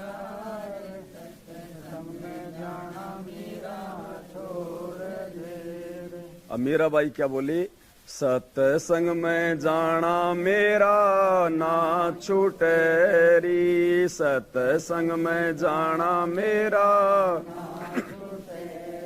हाय चाहे जड़ के मरो सन सार, सत्संग में जाना मेरा ना छूटे री, आए चाहे जड़ के मरो सत्संग में जाना मेरा ना, थारे सत्संग के राय में ये, थारे सत्संग के राह में आए वापे रहते हैं काले नाग, कोई कोई नाग तने डस लेवे, आए वापे रहते हैं काले नाग, कोई कोई नाग तने डस, जब गुरु मारे मेरे करें री, जब गुरु मारे मेरे आए वे तो सर्प गंडे वे बने जावे, सत्संग में जाना मेरा ना, आए वो तो सर्प गंडे वे बने जावे, सत्संग में जाना मेरा ना, थारे सत्संग के राह में ही, थारे सत्संग के राह आए वापे रहते हैं बबरी शेर, कोई कोई शेर तने खा लेवेगा, हाय वापे रह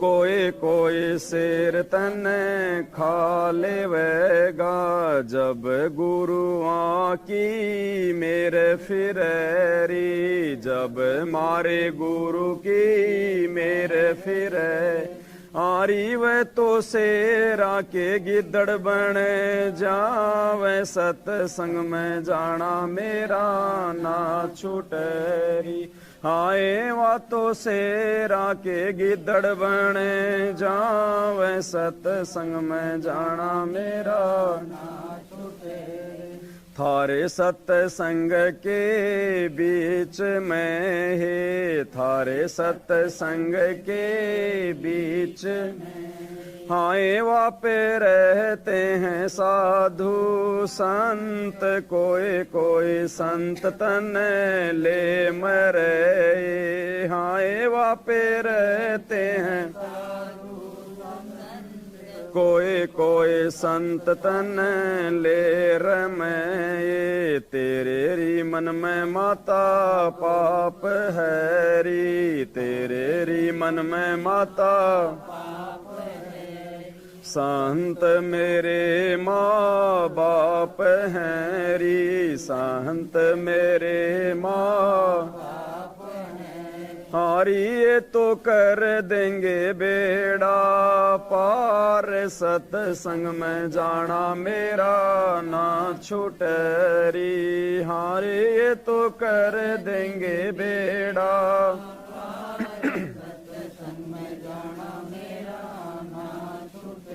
वो तो जात चमार है, वो तो जात चमार है, इसमें हमारी हार है, इसमें हमारी तेरे री लेख माता चमार है री, तेरे री लेख माता चमार, मेरा सिर जन हार है री, मेरा सिर जन हारी, वे तो मीरा के गुरु रविदास, सत्संग में जाना मेरा ना छूटेरी, हारी वे तो मीरा के गुरु रवि, सत्संग में जाना मेरा ना सत्साही छोड़ सतगुरु रामपाल जी भगवान की जय हो। सतगुरु रामपाल जी भगवान की जय हो। बंदी छोड़ सतगुरु रामपाल जी भगवान की जय हो। मीराबाई की माता ने कहा कि हे मीरा, तू सत्संग में जाना बंद कर दे। संसार के व्यक्ति हमारे विषय में गलत बातें करते हैं। मीरा ने कहा कि हे माता, मैं सत्संग में जाना बंद नहीं करूंगी। संसार भले ही ईर्ष्या की आग में जलकर मर जाए। माता ने मीरा को भय कराने के लिए बताया कि जिस रास्ते से तू रात्रि में सत्संग सुनने के लिए जाती है, उस रास्ते में सर्प तथा सिंह रहते हैं, वे तुझे मार देंगे। मीरा ने उत्तर दिया कि मेरे गुरुजी इतने समर्थ हैं, वे कृपा करेंगे तो सिंह तो गीदड़ की तरह व्यवहार करेंगे और सर्प ऐसे निष्क्रिय हो जाएंगे जैसे गंडेवे प्राणी होते हैं, जो सर्प जैसे आकार के होते हैं, परंतु 6 या 8 इंच के लंबे और आधा इंच गोलाई में मोटे होते हैं। जो बरसात में आ जाते हैं ना, वो लंबे लंबे जो केचवे, वो बोले वो सर्प तो केचवे बन जाएंगे जब मेरे गुरुजी की मेहर होगी, जब मैं सत्संग के लिए जाऊंगी तो। मतलब परमात्मा 100 बाधाओं को सत्संग में जाने वाले भगत की समाप्त करता है, ये विश्वास होना चाहिए। वे डसते नहीं हैं। मीरा की माता ने फिर कहा कि सत्संग सुनने वाले स्थान पर कुछ युवा भगत पुरुष भी रहते हैं, कोई तेरे को कहीं ले जाएगा और गलत कार्य करेगा। मीरा ने उत्तर दिया कि हे माता, आपके मन में दोष है, इसलिए आपके मन में ऐसे विचार आए हैं। हे माता, वे संत व भगत तो मेरे माता पिता के समान है, वे ऐसा गलत कार्य नहीं करते। जबकि पुण्यात्माओं, ये सतलोक आश्रम मैनेजमेंट हरियाणा, इतने कुकर्मी लोग, वो मध्य प्रदेश के धार जिले की घटना भाई बहनों को दास ने दिखाई थी, परमाणु सहित नाम शुद्ध करवाने गई थी बहन जी। 8 दिन तक उसको ऊपर के कमरे में उसके साथ में सेवादारों ने जो है वो बलात्कार किया, 8 दिन तक। और बाद में जब इस बात का पता चला तो कोर्ट में ले जाकर एफिडेविट लिखवा लिया कि इन दोनों को आपस में प्यार हो गया था। वो 2 बेटों का बाप और वो 3 बच्चों की माँ, और आपस में नामदान पे प्यार हो गया उनको। और पुण्यात्मा 1.5 साल के बाद में, दास ने कहा था ना कि इनकी दुर्गतियां होंगी, 1.5 साल के बाद में, अभी दास ने वीडियो बनाया था 1.5 महीने पहले, ट्रैक्टर ट्रॉली के नीचे दब के मरा वो एक्सीडेंट में। ये हाल है इनका। हे माता, वे संत व भगत तो मेरे माता पिता के समान है, वे ऐसा गलत कार्य नहीं करते। मीरा की माता ने छुआछात के कारण मीरा को रोकना चाहा। कहा कि मीरा, तेरा गुरु रविदास तो अनुसूचित जाति का चमार है, इससे हम राजपूतों की बेइज्जती हो रही है, सत्संग में जाना बंद कर दे। मीरा ने कहा कि हे माता, आपके विचार से मेरे गुरुजी अनुसूचित जाति के चमार हैं, मेरे लिए तो मेरे परमात्मा हैं, मैं उनकी बेटी, वे मेरे पिता हैं, सत्संग में जाना बंद नहीं होगा। कुछ वर्ष के बाद अपने देवर के अत्याचारों से परेशान होकर घर त्याग कर वृंदावन में चली गई। अपने आत्माओं, ध्यान से सुनना, ये 3-4 लाइनें आंखें खोलने वाली हैं। उन भाई बहनों को आज अगर वो लाइव देख रहे हैं, उनको शर्म आ जानी चाहिए। जब दास बोल रहा था कि मीरा पार नहीं हुई और वो कह रहे थे कि तू गुरुजी से बड़ा है क्या, दास ने कहा कि उनसे बड़ा तो सृष्टि में कोई नहीं है, ये उन्हीं के सत्संगों का सार दास आपको बता रहा है। कितना विरोध किया था उन लोगों ने जब दास ने कहा था कि मीराबाई पार नहीं हुई, मीराबाई पार नहीं हुई। ये नकली मीरा तो अभी बाद में मिली हमारे को, वो विद्या तो हमारे को बाद में मिली है, उससे पहले की बातें हैं जब दास कहा करता था। लेकिन दास को विश्वास था अपने भगवान पे कि परमात्मा धरती पे है, बिचली पीढ़ी इसलिए चुनी भगवान ने। केवल उस समय तो उनकी बैटरी चार्ज की थी परमात्मा ने, पार होने के लक्षण नहीं थे उनके। जो मीरा अंतिम समय में श्री कृष्ण जी की मूर्ति में समा रही है, वो काहे की पार हो जाएगी। परमात्मा कहते हैं जहां आशा तहां बासा होई, मन कर्म वचन सुमरियो सोई। कुछ वर्ष के पश्चात अपने देवर के अत्याचारों से परेशान होकर मीरा घर त्याग कर वृंदावन में चली गई। वहां कबीर परमात्मा जी एक साधु के वेश में गए, ज्ञान चर्चा हुई तथा मीरा को ज्ञान हुआ कि अभी आगे की पढ़ाई शेष है। यानी केवल प्रथम मंत्र का जाप संत रविदास जी ने दे रखा था। परमात्मा कबीर जी ने सतनाम की दीक्षा दी, मीरा जी को वही रूप दिखाया जिस रूप में संत रविदास जी के साथ सत्संग में मिले थे। अब देखो क्या लिखा गुरु जी ने मीरा जी का फिर मानव जन्म अब वर्तमान के भक्ति युग में होगा। बंदी छोड़ सतगुरु रामपाल जी। ये पवित्र ग्रंथ मुक्ति बोध, जूम करो भगत जी, ये मुक्ति बोध है, सतगुरु रामपाल जी भगवान जी के द्वारा लिखित है। पेज नंबर 213 है। और भाई बहनों को यहां से दिखाओ भगत जी, यहां से दिखाइए भाई बहनों को। मीरा जी को वही रूप दिखाया जिस रूप में संत रविदास जी के साथ सत्संग में मिले थे। आगे क्या लिखा गुरु जी ने? मीराबाई जी का फिर मानव जन्म अब वर्तमान के भक्ति युग में होगा। तीनों नाम की दीक्षा मिलेगी। मोक्ष उसकी मर्यादा पर निर्भर करेगा। फाइनल नहीं कहा परमात्मा ने कि अब की बार भी पार हो जाएगी। क्या कहा परमात्मा ने? मोक्ष उसकी मर्यादा पर निर्भर करेगा। तो पुण्यात्माओं, भगवान ने उसको मौका दिया था, साथ संगति से जोड़ दिया था। अपनी गलतियों के कारण भाग गई साथ संगति से। और दास ने पहले कह दिया कि जो साथ संगति में आके साथ संगति से भाग गया, परमात्मा इस जन्म में भी उस आत्मा को पार नहीं करेगा, चाहे कितने पैर पीट ले। अब वो विद्या देवी चाहे कितने पैर पीट के वापस साथ संगति में आ जाओ, अब परमात्मा उसको स्वीकार नहीं करेगा। क्योंकि परमात्मा ने हमारे सबको दो दो मौके दिए। एक मौका हमने बरवाला कांड में खो दिया था, दूसरा मौका भगवान ने साथ संगति से जोड़ के दिया। और साथ संगति से जुड़ के जो निकम्मी आत्मा दूर चली जाएगी, पुण्यात्माओं, इस जन्म में तो कम से कम उसका मोक्ष संभव नहीं है। तो परमात्मा ने क्या कहा कि वर्तमान में उसका जन्म होगा, तीनों मंत्रों की दीक्षा मिलेगी। और फिर क्या कह रहे हैं गुरु जी? मोक्ष उसकी मर्यादा पे निर्भर करेगा। इस फाइनल नहीं कहा कि पार हो जाएगी, मोक्ष उसकी मर्यादा पे निर्भर करेगा। तो पुण्यात्माओं, इस चक्कर में मत पड़ा करो, इस बहम में मत रहना कि इसको सार नाम मिल गया, ये बहुत बड़ा भगत है। मर्यादा प्रथम है, मर्यादा। बिना मर्यादा के बिल्कुल 1% भी परमात्मा जबरदस्ती नहीं लेके जाएगा। मोक्ष उसकी मर्यादा पर निर्भर करेगा। यदि आजीवन विश्वास के साथ मर्यादा में रहकर तीनों नामों का जाप करती रही तो मोक्ष निश्चित है। अब बताओ उसका कहां से मोक्ष हो जाएगा? बरवाला कांड के बाद वो मीराबाई वो सारे मंत्र लेके, और 3 साल तक वो कहां रही पता आपको?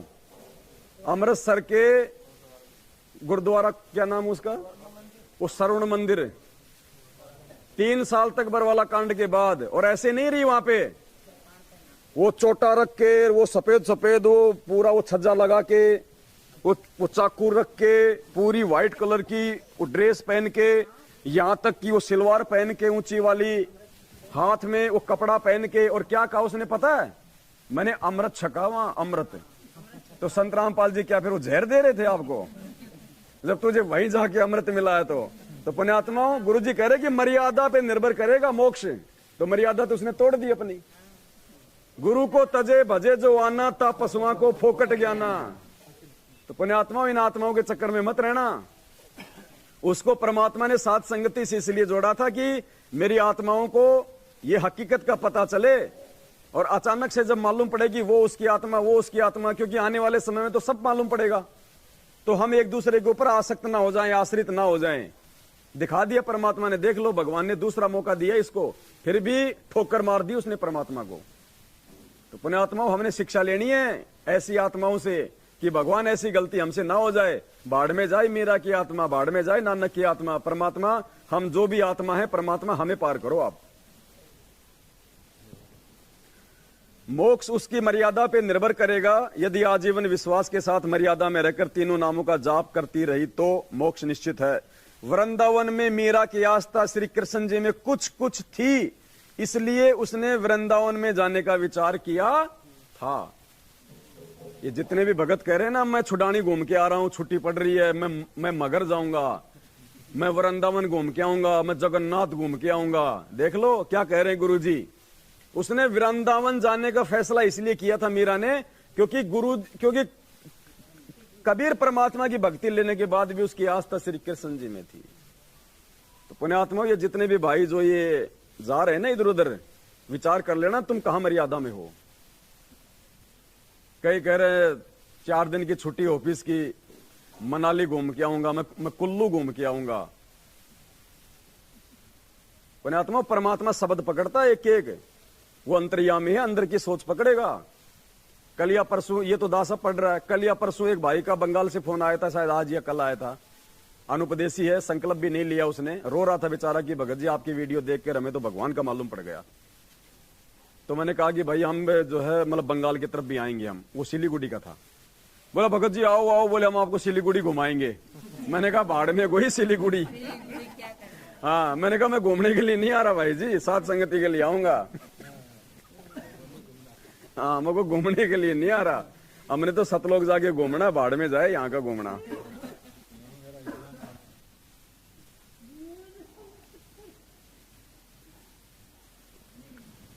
कंट्रोल करो बनवारी लाल जी। जब मीराबाई राणा के अत्याचारों से तंग आकर घर त्याग गई थी तो उस क्षेत्र में अकाल मृत्यु, महामारी, अकाल दुर्भिक्ष की मार शुरू हो गई थी। पुण्यात्माओं देख लेना वही होगा। ये तो एक मीराबाई, एक छोटी सी आत्मा, वो जब उस राजा का राज त्याग के और वृंदावन चली गई तो पीछे से क्या हाल हो गया था उस क्षेत्र का। अकाल, महामारी, भूखमरी, बुरा हाल हो गया था। आज तो भगवान जेल में बैठा है, इस देश का क्या होगा देख लेना। अभी ऐसे नहीं आने वाले गुरुजी जेल से बाहर 2 महीने में, 3 महीने में आ जाएंगे, नहीं। देश के राजा को परमात्मा घुटनों के बल लेके आएगा और नाक रगड़ के हिसार जेल में जाएगा। उस कल वाली एड में परमात्मा ने स्पष्ट लिखवा दिया, उसमें उस एड में स्पष्ट कि देश का प्रधानमंत्री हिसार जेल जाके घुटनों में पड़ के उनको लेके आएगा। शायद इसीलिए परमात्मा ने एड नहीं आने दी आज, कि क्या पता मेरे बच्चों पे कोई आपत्ति आ जाएगी, नहीं तो। क्योंकि ये तो अपने भाव में भावित होकर अपने प्राणों को अपने परमात्मा के चरणों में न्योछावर करके लिख रहे हैं, तो इसलिए परमात्मा ने सोचा कि अभी थोड़ा समय नहीं है उचित इन बातों का। कल सुबह दास उसको सुनाएगा, उसको पढ़ा के पूरी एड को, आधा घंटा लगेगा उसको सुनाने में भी। जब मीराबाई राणा के अत्याचारों से तंग आकर घर त्याग गई थी तो उस क्षेत्र में अकाल मृत्यु, महामारी, दुर्भिक्ष की मार शुरू हो गई थी। ज्योतिषियों ने बताया कि आपके नगर से संत रुष्ट होकर चला गया है, जिस कारण से यह उपद्रव हो रहा है। समाधान बताया कि वह संत जीवित मिल जाए और वापस मनाकर प्रसन्न करके लाया जाए तो वह आशीर्वाद देकर सब ठीक कर सकता है। क्या समाधान बताया कि भैया उसको जाके उसके पैर पकड़ के उसको प्रसन्न करके अगर वो वापस आ जाए तो तेरे राज्य में सुख शांति हो सकती है, अन्यथा नहीं। और एक बहन का फोन आया था 3-4 दिन पहले राहुल भगत जी के पास में। उस बहन ने कहा कि भगत जी मैंने पवन भगत जी का वीडियो तो बाद में देखा, मेरे को उससे पहले गुरुजी ने सौपन में दिखा दिया कि नरेंद्र मोदी हिसार जेल में गुरुजी के पैर पकड़ रहा जा जाके। बोला पवन भगत जी का वीडियो तो मैंने उसके बाद में जाके देखा है। तो परमात्मा पुण्यात्मा जो बुलवा रहे हैं दास से एक एक चीज, मुझे नहीं पता मैं क्या बोल रहा हूं, बिल्कुल मंदबुद्धि, पागल, मूर्ख, लेकिन परमात्मा बुलवा रहा है, बस मुझे इतना विश्वास है। और एक एक चीज इस दास के मुख से बोली गई सत्य साबित होगी आने वाले समय में। जैसे मीराबाई वाला प्रकरण आज आपने देख लिया होगा, मुझे भी नहीं पता था। 2-4 दिन पहले किसी भगत ने भेजा, बोलो भगत जी प्रमाण देखो यहाँ पे। मेरा तो रोम रोम खड़ा हो गया, कैसे परमात्मा अपने भगत की जुबान की लाज रखता है। समाधान बताया कि वह संत जीवित मिल जाए और वापस मनाकर प्रसन्न करके लाया जाए तो वह आशीर्वाद देकर सब ठीक कर सकता है। राणा ने अपने सभापतियों से प्रश्न किया कि ऐसा कौन संत था जो रुष्ट होकर चला गया, क्योंकि वो तो मीरा को संत मानता ही नहीं था।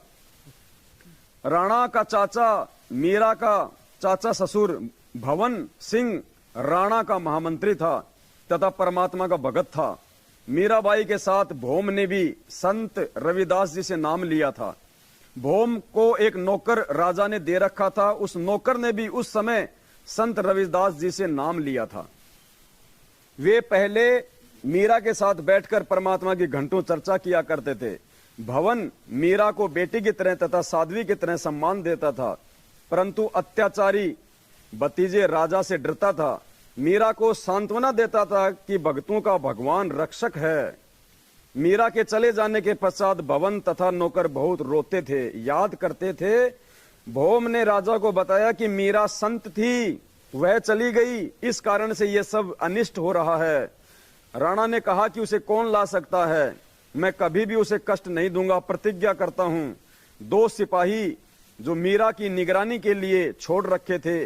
मीरा के साथ छाया की तरह साथ रहने का आदेश राणा ने दे रखा था।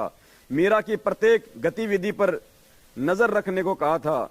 दोनों मीराबाई से ज्ञान चर्चा सुना करते थे, उनके कष्ट में रोया करते थे, कहते थे कि बहन विश्वास रखो, परमात्मा सब देख रहा है। मीरा के अचानक चले जाने से उसकी दशा भी खराब थी, घंटू रोते थे। उन दोनों ने खड़ा होकर सभा में कहा कि हम मीरा को लौटा ला सकते हैं यदि जिंदा मिल गई तो। राजा ने कहा यदि नहीं आई तो क्या करोगे? वे बोले कि हम भी लौटकर नहीं आएंगे। दोनों मीराबाई जी की खोज में निकले। पता चला कि बहुत सारे साधु संत स्त्री पुरुष वृंदावन में रहते हैं। वहां मीराबाई मिल गई। लौट चलने की प्रार्थना की। बताया कि राजा के राज में उपद्रव हो रहे हैं। ब्राह्मणों ने बताया कि मीरा वापस आएगी तो सब ठीक होगा। राणा ने कहा कि आगे से मीरा को कोई कष्ट नहीं दूंगा, आप चलो। मीरा ने कहा कि भाई अब नहीं जाऊंगी।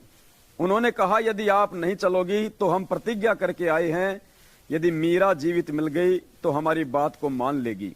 राणा ने कहा था यदि नहीं आई तो क्या करोगे? हमने कहा कि हम भी नहीं आएंगे। बहन जी हमारे परिवार की ओर देख कर चलो। मीराबाई बोली यदि मैं संसार छोड़ गई होती तो भी लौट कर जाते। सिपाहियों ने कहा कि फिर तो लौटना ही था। उसी समय मीरा जी ने एक तारा वाला यंत्र हाथ में उठाया, परमात्मा की स्तुति करने लगी। आंखों से प्रेम के आंसू बहने लगे। उसी समय श्री कृष्ण जी की मूर्ति में समा गई। अब भाई एक तारा लेके मंत्र तो किए नहीं जा सकते, एक तारा लेके तो श्री कृष्ण जी को याद किया जा सकता है। दोनों नौकरों ने लौटकर राणा को सभा में बताया। उस समय राजा अपने महामंत्री भवन के साथ शिकार खेलने जाने वाले थे। भौम तलवार तीर लेकर तैयार था। उसके घोड़े को भगत नौकर पकड़कर खड़ा था। भवन मंत्री सभा में बैठा था।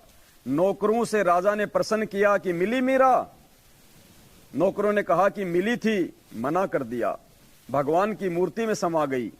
राजा अहंकारी था। उसने कहा कि बाहर जाकर चरित्रहीन हो गई होगी, मुसलमान खत्म कर लिया होगा, इसलिए धरती में गड़ गई।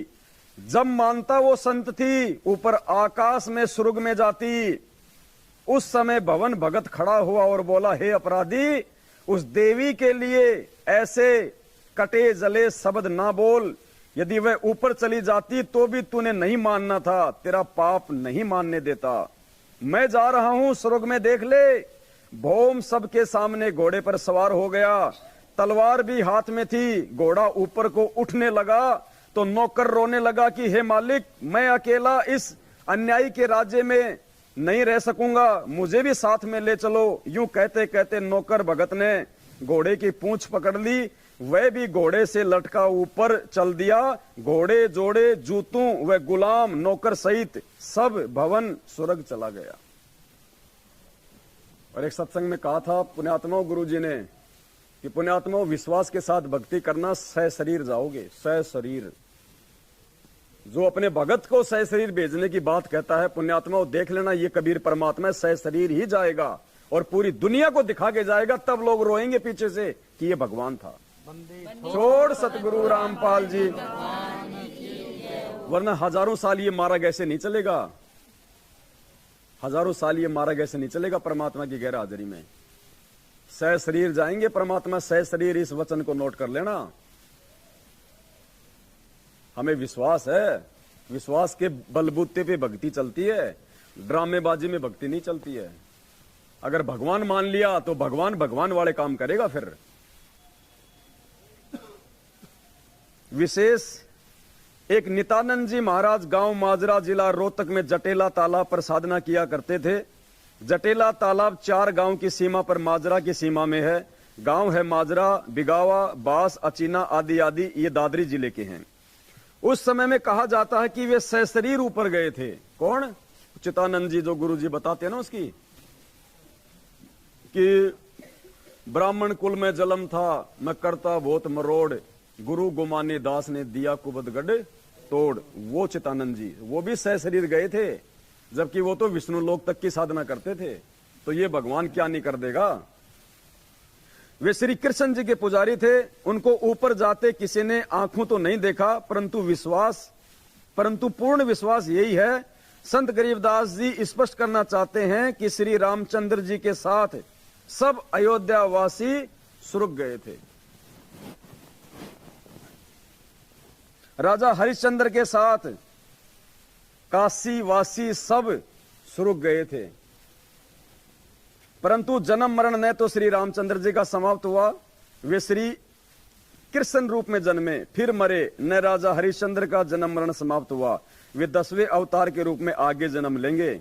करोड़ों व्यक्तियों को मारकर कोरे पाप इकट्ठे करके नरक में गिरेंगे। नित्यानंद जी तथा भोम जैसों की तो गिनती ही क्या की जाए।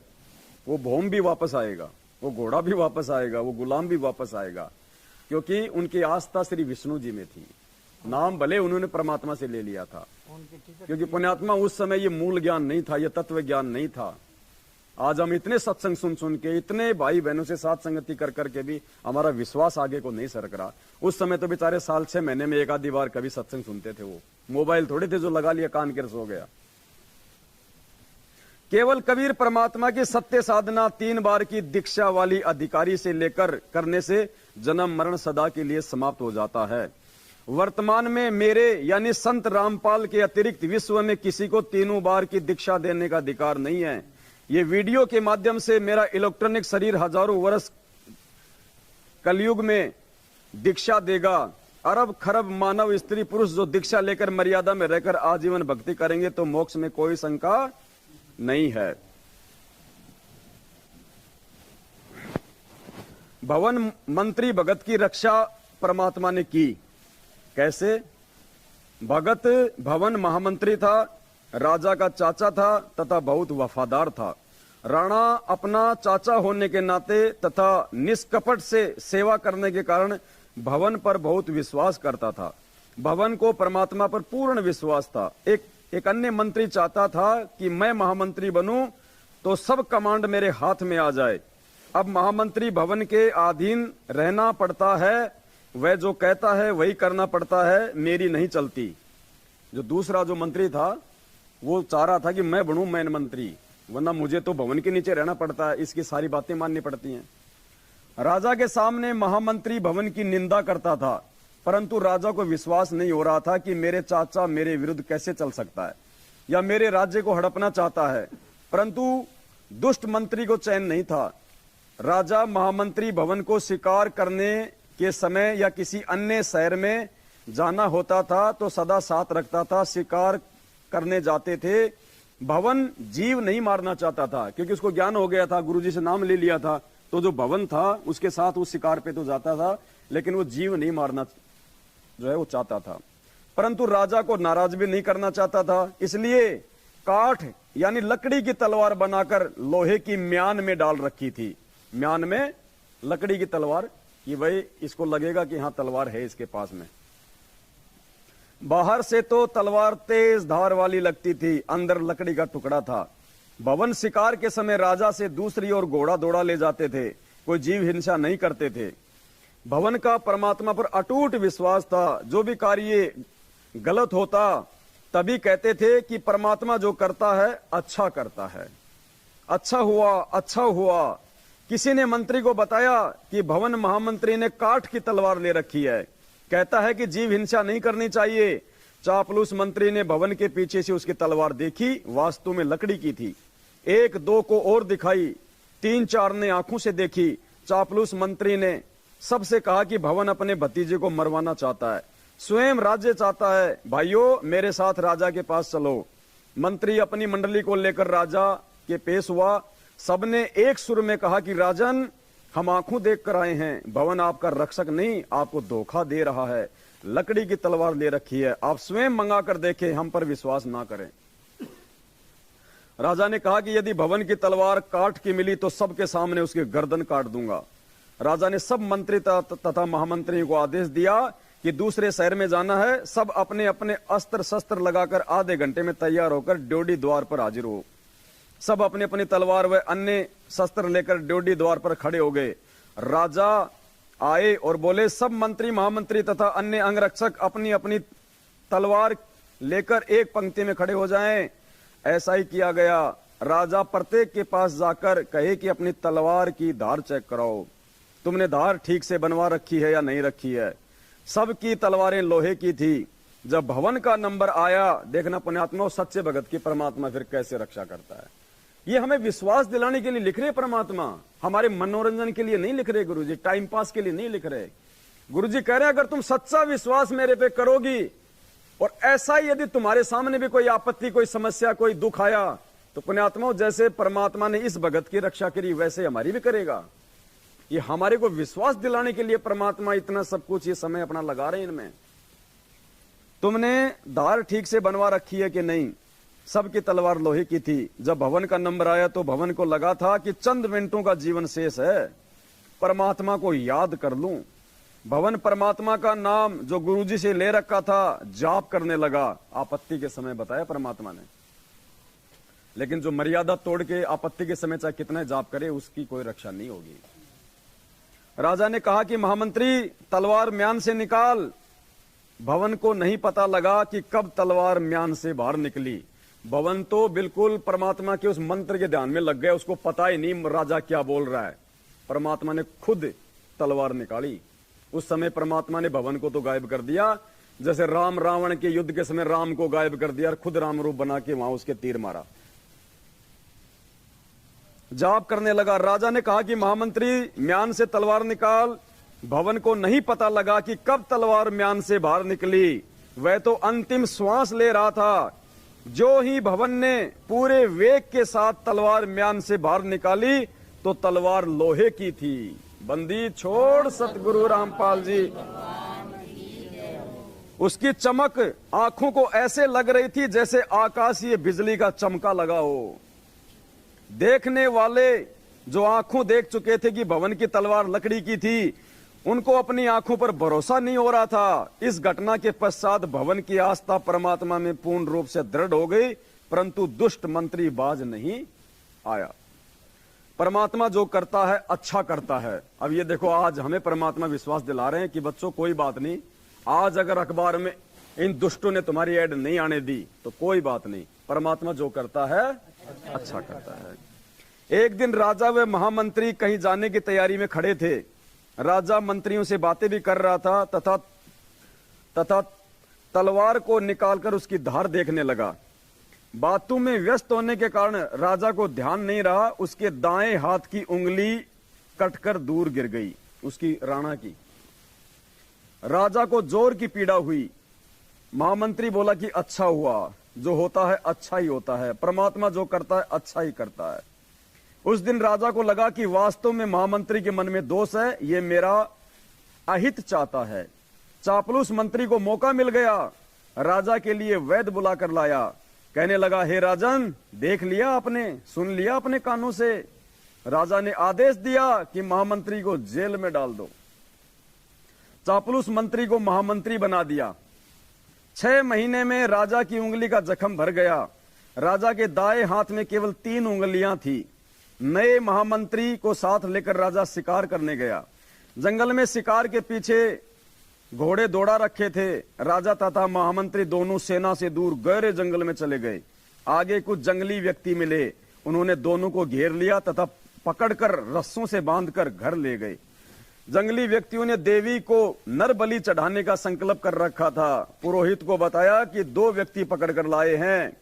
पुरोहित ने कहा कि बहुत अच्छी बात है, दोनों की बलि चढ़ा देंगे, देवी अति प्रसन्न होगी, परंतु जांच करो कि इनका कोई अंग भंग तो नहीं है। जांच करने पर पाया कि एक व्यक्ति की 1 अंगुली नहीं है, कटी हुई है। पुरोहित बोला कि जिसकी उंगली कटी हुई है उसे जाने दो, वह बलि के योग्य नहीं है, दूसरे को तैयार करो। देखते देखते चापलूस मंत्री का सिर काटकर पत्थर की मूर्ति पर चढ़ाकर फिर पकाकर खाने के लिए जाने लगे। राजा तेजी से भागा, सीधा जेल में गया जहां महामंत्री बंद था। उसे कैद मुक्त किया तथा आप बीती बताई और कहा कि आप ठीक कह रहे थे कि जो होता है अच्छा होता है।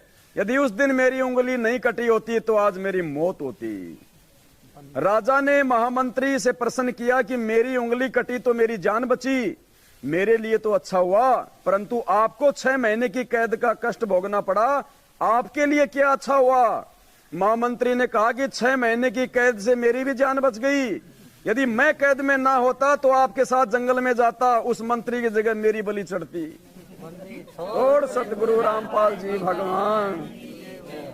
तो पुण्यात्माओं, परमात्मा जो करता है वास्तव में अच्छा ही करता है। अब हम तो जीव हैं, 5 विकार हैं हमारे अंदर, मन में थोड़ा बहुत ऊंच नीच उतार चढ़ाव आ ही जाता है। राजा ने अपनी गलती की क्षमा याचना की, उसे पुनः महामंत्री बनाया। आत्मज्ञान बिना नर भटके। जब बहन मीरा जी, चलो ये प्रकरण आगे का है, बहुत लंबा है, फिर सारा आज ही पूरा नहीं हो पाएगा। तो कहने का मतलब है भाई और बहनों, आज वो सारी आत्माएं इस धरती पे हैं। परमात्मा ने किसी न किसी स्त्री या पुरुष के रूप में उनको अपने से जोड़ रखा है। अब यहां विशेष आत्माएं सारी, कोई छोटी मोटी आत्मा साथ संगति में नहीं आ सकती भगवान की चर्चा में। सब खर्राटे पाड़ रहे हैं और वो लग रहे होंगे नालायक, भाग रहे होंगे कि कहीं सुबह आई ना जाए अखबार में, आई ना जाए अखबार में। अरे कुछ देना पड़े तो दे दो अखबार वालों को। रातों गाड़ियां दौड़ रही हैं उनकी, भक्तों का दान बर्बाद हो रहा है रातों। पता नहीं उन्होंने अब तक तो कितने पुलिस वालों को लाखों रुपए दे दिए होंगे, कितने बड़े बड़े अधिकारियों को लाखों रुपए दे दिए होंगे कि साहब कुछ भी हो जाए सुबह अखबार में न्यूज नहीं आनी चाहिए। अब वो चक्री बांध रहे, हम यहां भगवान की कथा सुन रहे हैं। बढ़िया भंडारा किया, बढ़िया भोग लग गया, संगत में संदेशा चला गया, और सुबह भाई बहनों को पता चलेगा कि ये कितने नालायक और कितने ये दुष्ट हैं। अपने भगवान के भगवान होने के परमाणु को भी ये जगत में नहीं आने देना चाहते, और दूसरी तरफ नौटंकी करते हैं कि हम गुरु जी का ज्ञान प्रचार कर रहे हैं, हम पुस्तकें छपा रहे हैं, हम टीवी पे सत्संग सुना रहे हैं, और सुबह वो अखबार में जो आता तो दुनिया की आंखें फटती आंखें कि वास्तव में कौन है भगवान। चलो फिर परमात्मा दया बख्शेंगे। पुण्यात्माओं, बढ़ चढ़ के इसी प्रकार से सेवाओं में आगे बढ़ते रहो, परमात्मा साथ में है। परमात्मा इससे भी बड़ी सेवा करवाएंगे, ऐसी बात नहीं है, इससे भी बड़ी सेवा। ये तो पुण्यात्माओं पाप और पुण्य की लड़ाई है, और परमात्मा कहते हैं राम नाम का सिक्का मेट है वो डूबेंगे अभिमानी। ये राम नाम का सिक्का मेट रहे, ये भगवान के भगवान होने के सबूतों को दुनिया में नहीं जाने देना जो है वो चाह रहे हैं। ये राम नाम का सिक्का मेटना चाहते हैं। देखना इनकी दुर्गतियां, क्योंकि इनका पाप का घड़ा नहीं भरेगा तो ये नीचे कैसे गिरेंगे। तो पुण्यात्मा, हो सकता है जो काम हमारा वो न्यूज़पेपर में दिया गया ऐड भी नहीं कर पाता, उससे ज्यादा इनका पाप का घड़ा हो सकता है उसको रुकवाने के चक्कर में भरेगा। क्योंकि ये किससे पंगा ले रहे हैं? ये पवनदास से पंगा नहीं ले रहे, ये भगवान से पंगा ले रहे हैं। और जो भगवान से पंगा लेगा तो भगवान उसको कब उसको अपंग कर देगा कुछ पता ही नहीं चलेगा।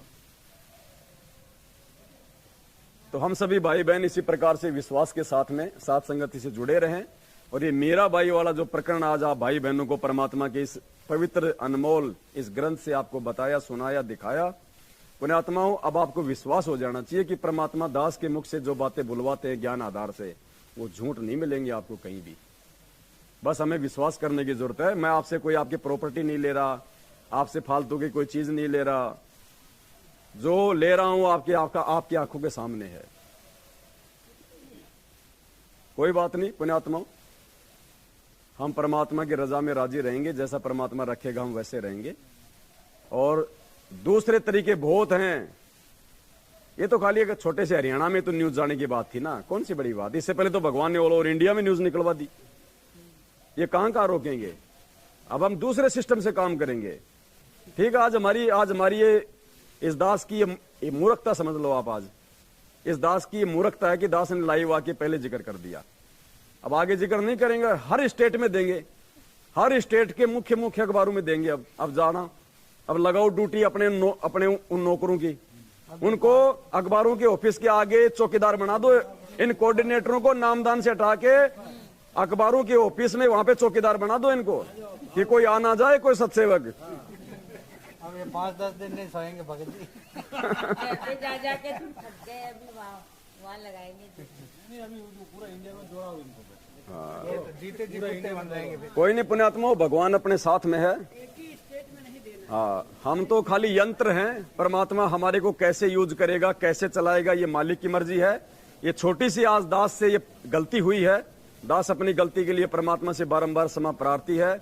आगे से हम ध्यान रखेंगे, जब तक हमारा काम कंप्लीट नहीं हो जाएगा उससे पहले हम कोई खुसर खुसर नहीं करेंगे।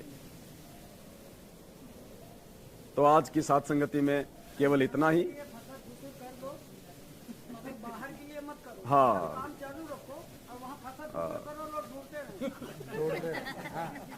कोई बात नहीं पुण्यात्मा, वो एड तो खाली हरियाणा में जाना था 20 लाख रुपए का। वो 20 लाख रुपए तो खाली एक दिन में ही हमारे होने थे, और अब 20 लाख रुपए की पुस्तकें छपेंगी और पूरे देश में बटेंगी। अब वही मैटर पूरे देश में बटेंगे। अब वो बंदी छोड़ सतगुरु रामपाल जी भगवान। हो सकता है परमात्मा ने यही सोचा हो कि ये 20 लाख रुपए तो लोग एक दिन में पढ़ के उसको रद्दी में डाल देंगे, लेकिन वो पुस्तक कोई रद्दी में नहीं डालेगा। वो 50 लोगों के हाथों में निकलेंगी, सैकड़ों लोगों के हाथों में निकलेंगी, और सभी भक्तों की सेवा लगेगी जो उनको जा जाके उनको बांटेंगे। तो हो सकता है परमात्मा ने इसीलिए दया बख्शी हो, क्योंकि 20 लाख रुपए में तो इतनी पुस्तक छप जाएंगी, इनको पीड़िया हो जाएगा। छोड़ सतगुरु रामपाल जी भगवान की। तो आज की साथ संगति में केवल इतना ही। बाकी भाई बहन आपस में मिलकर अपनी चर्चाएं करते रहेंगे। सत साहिब।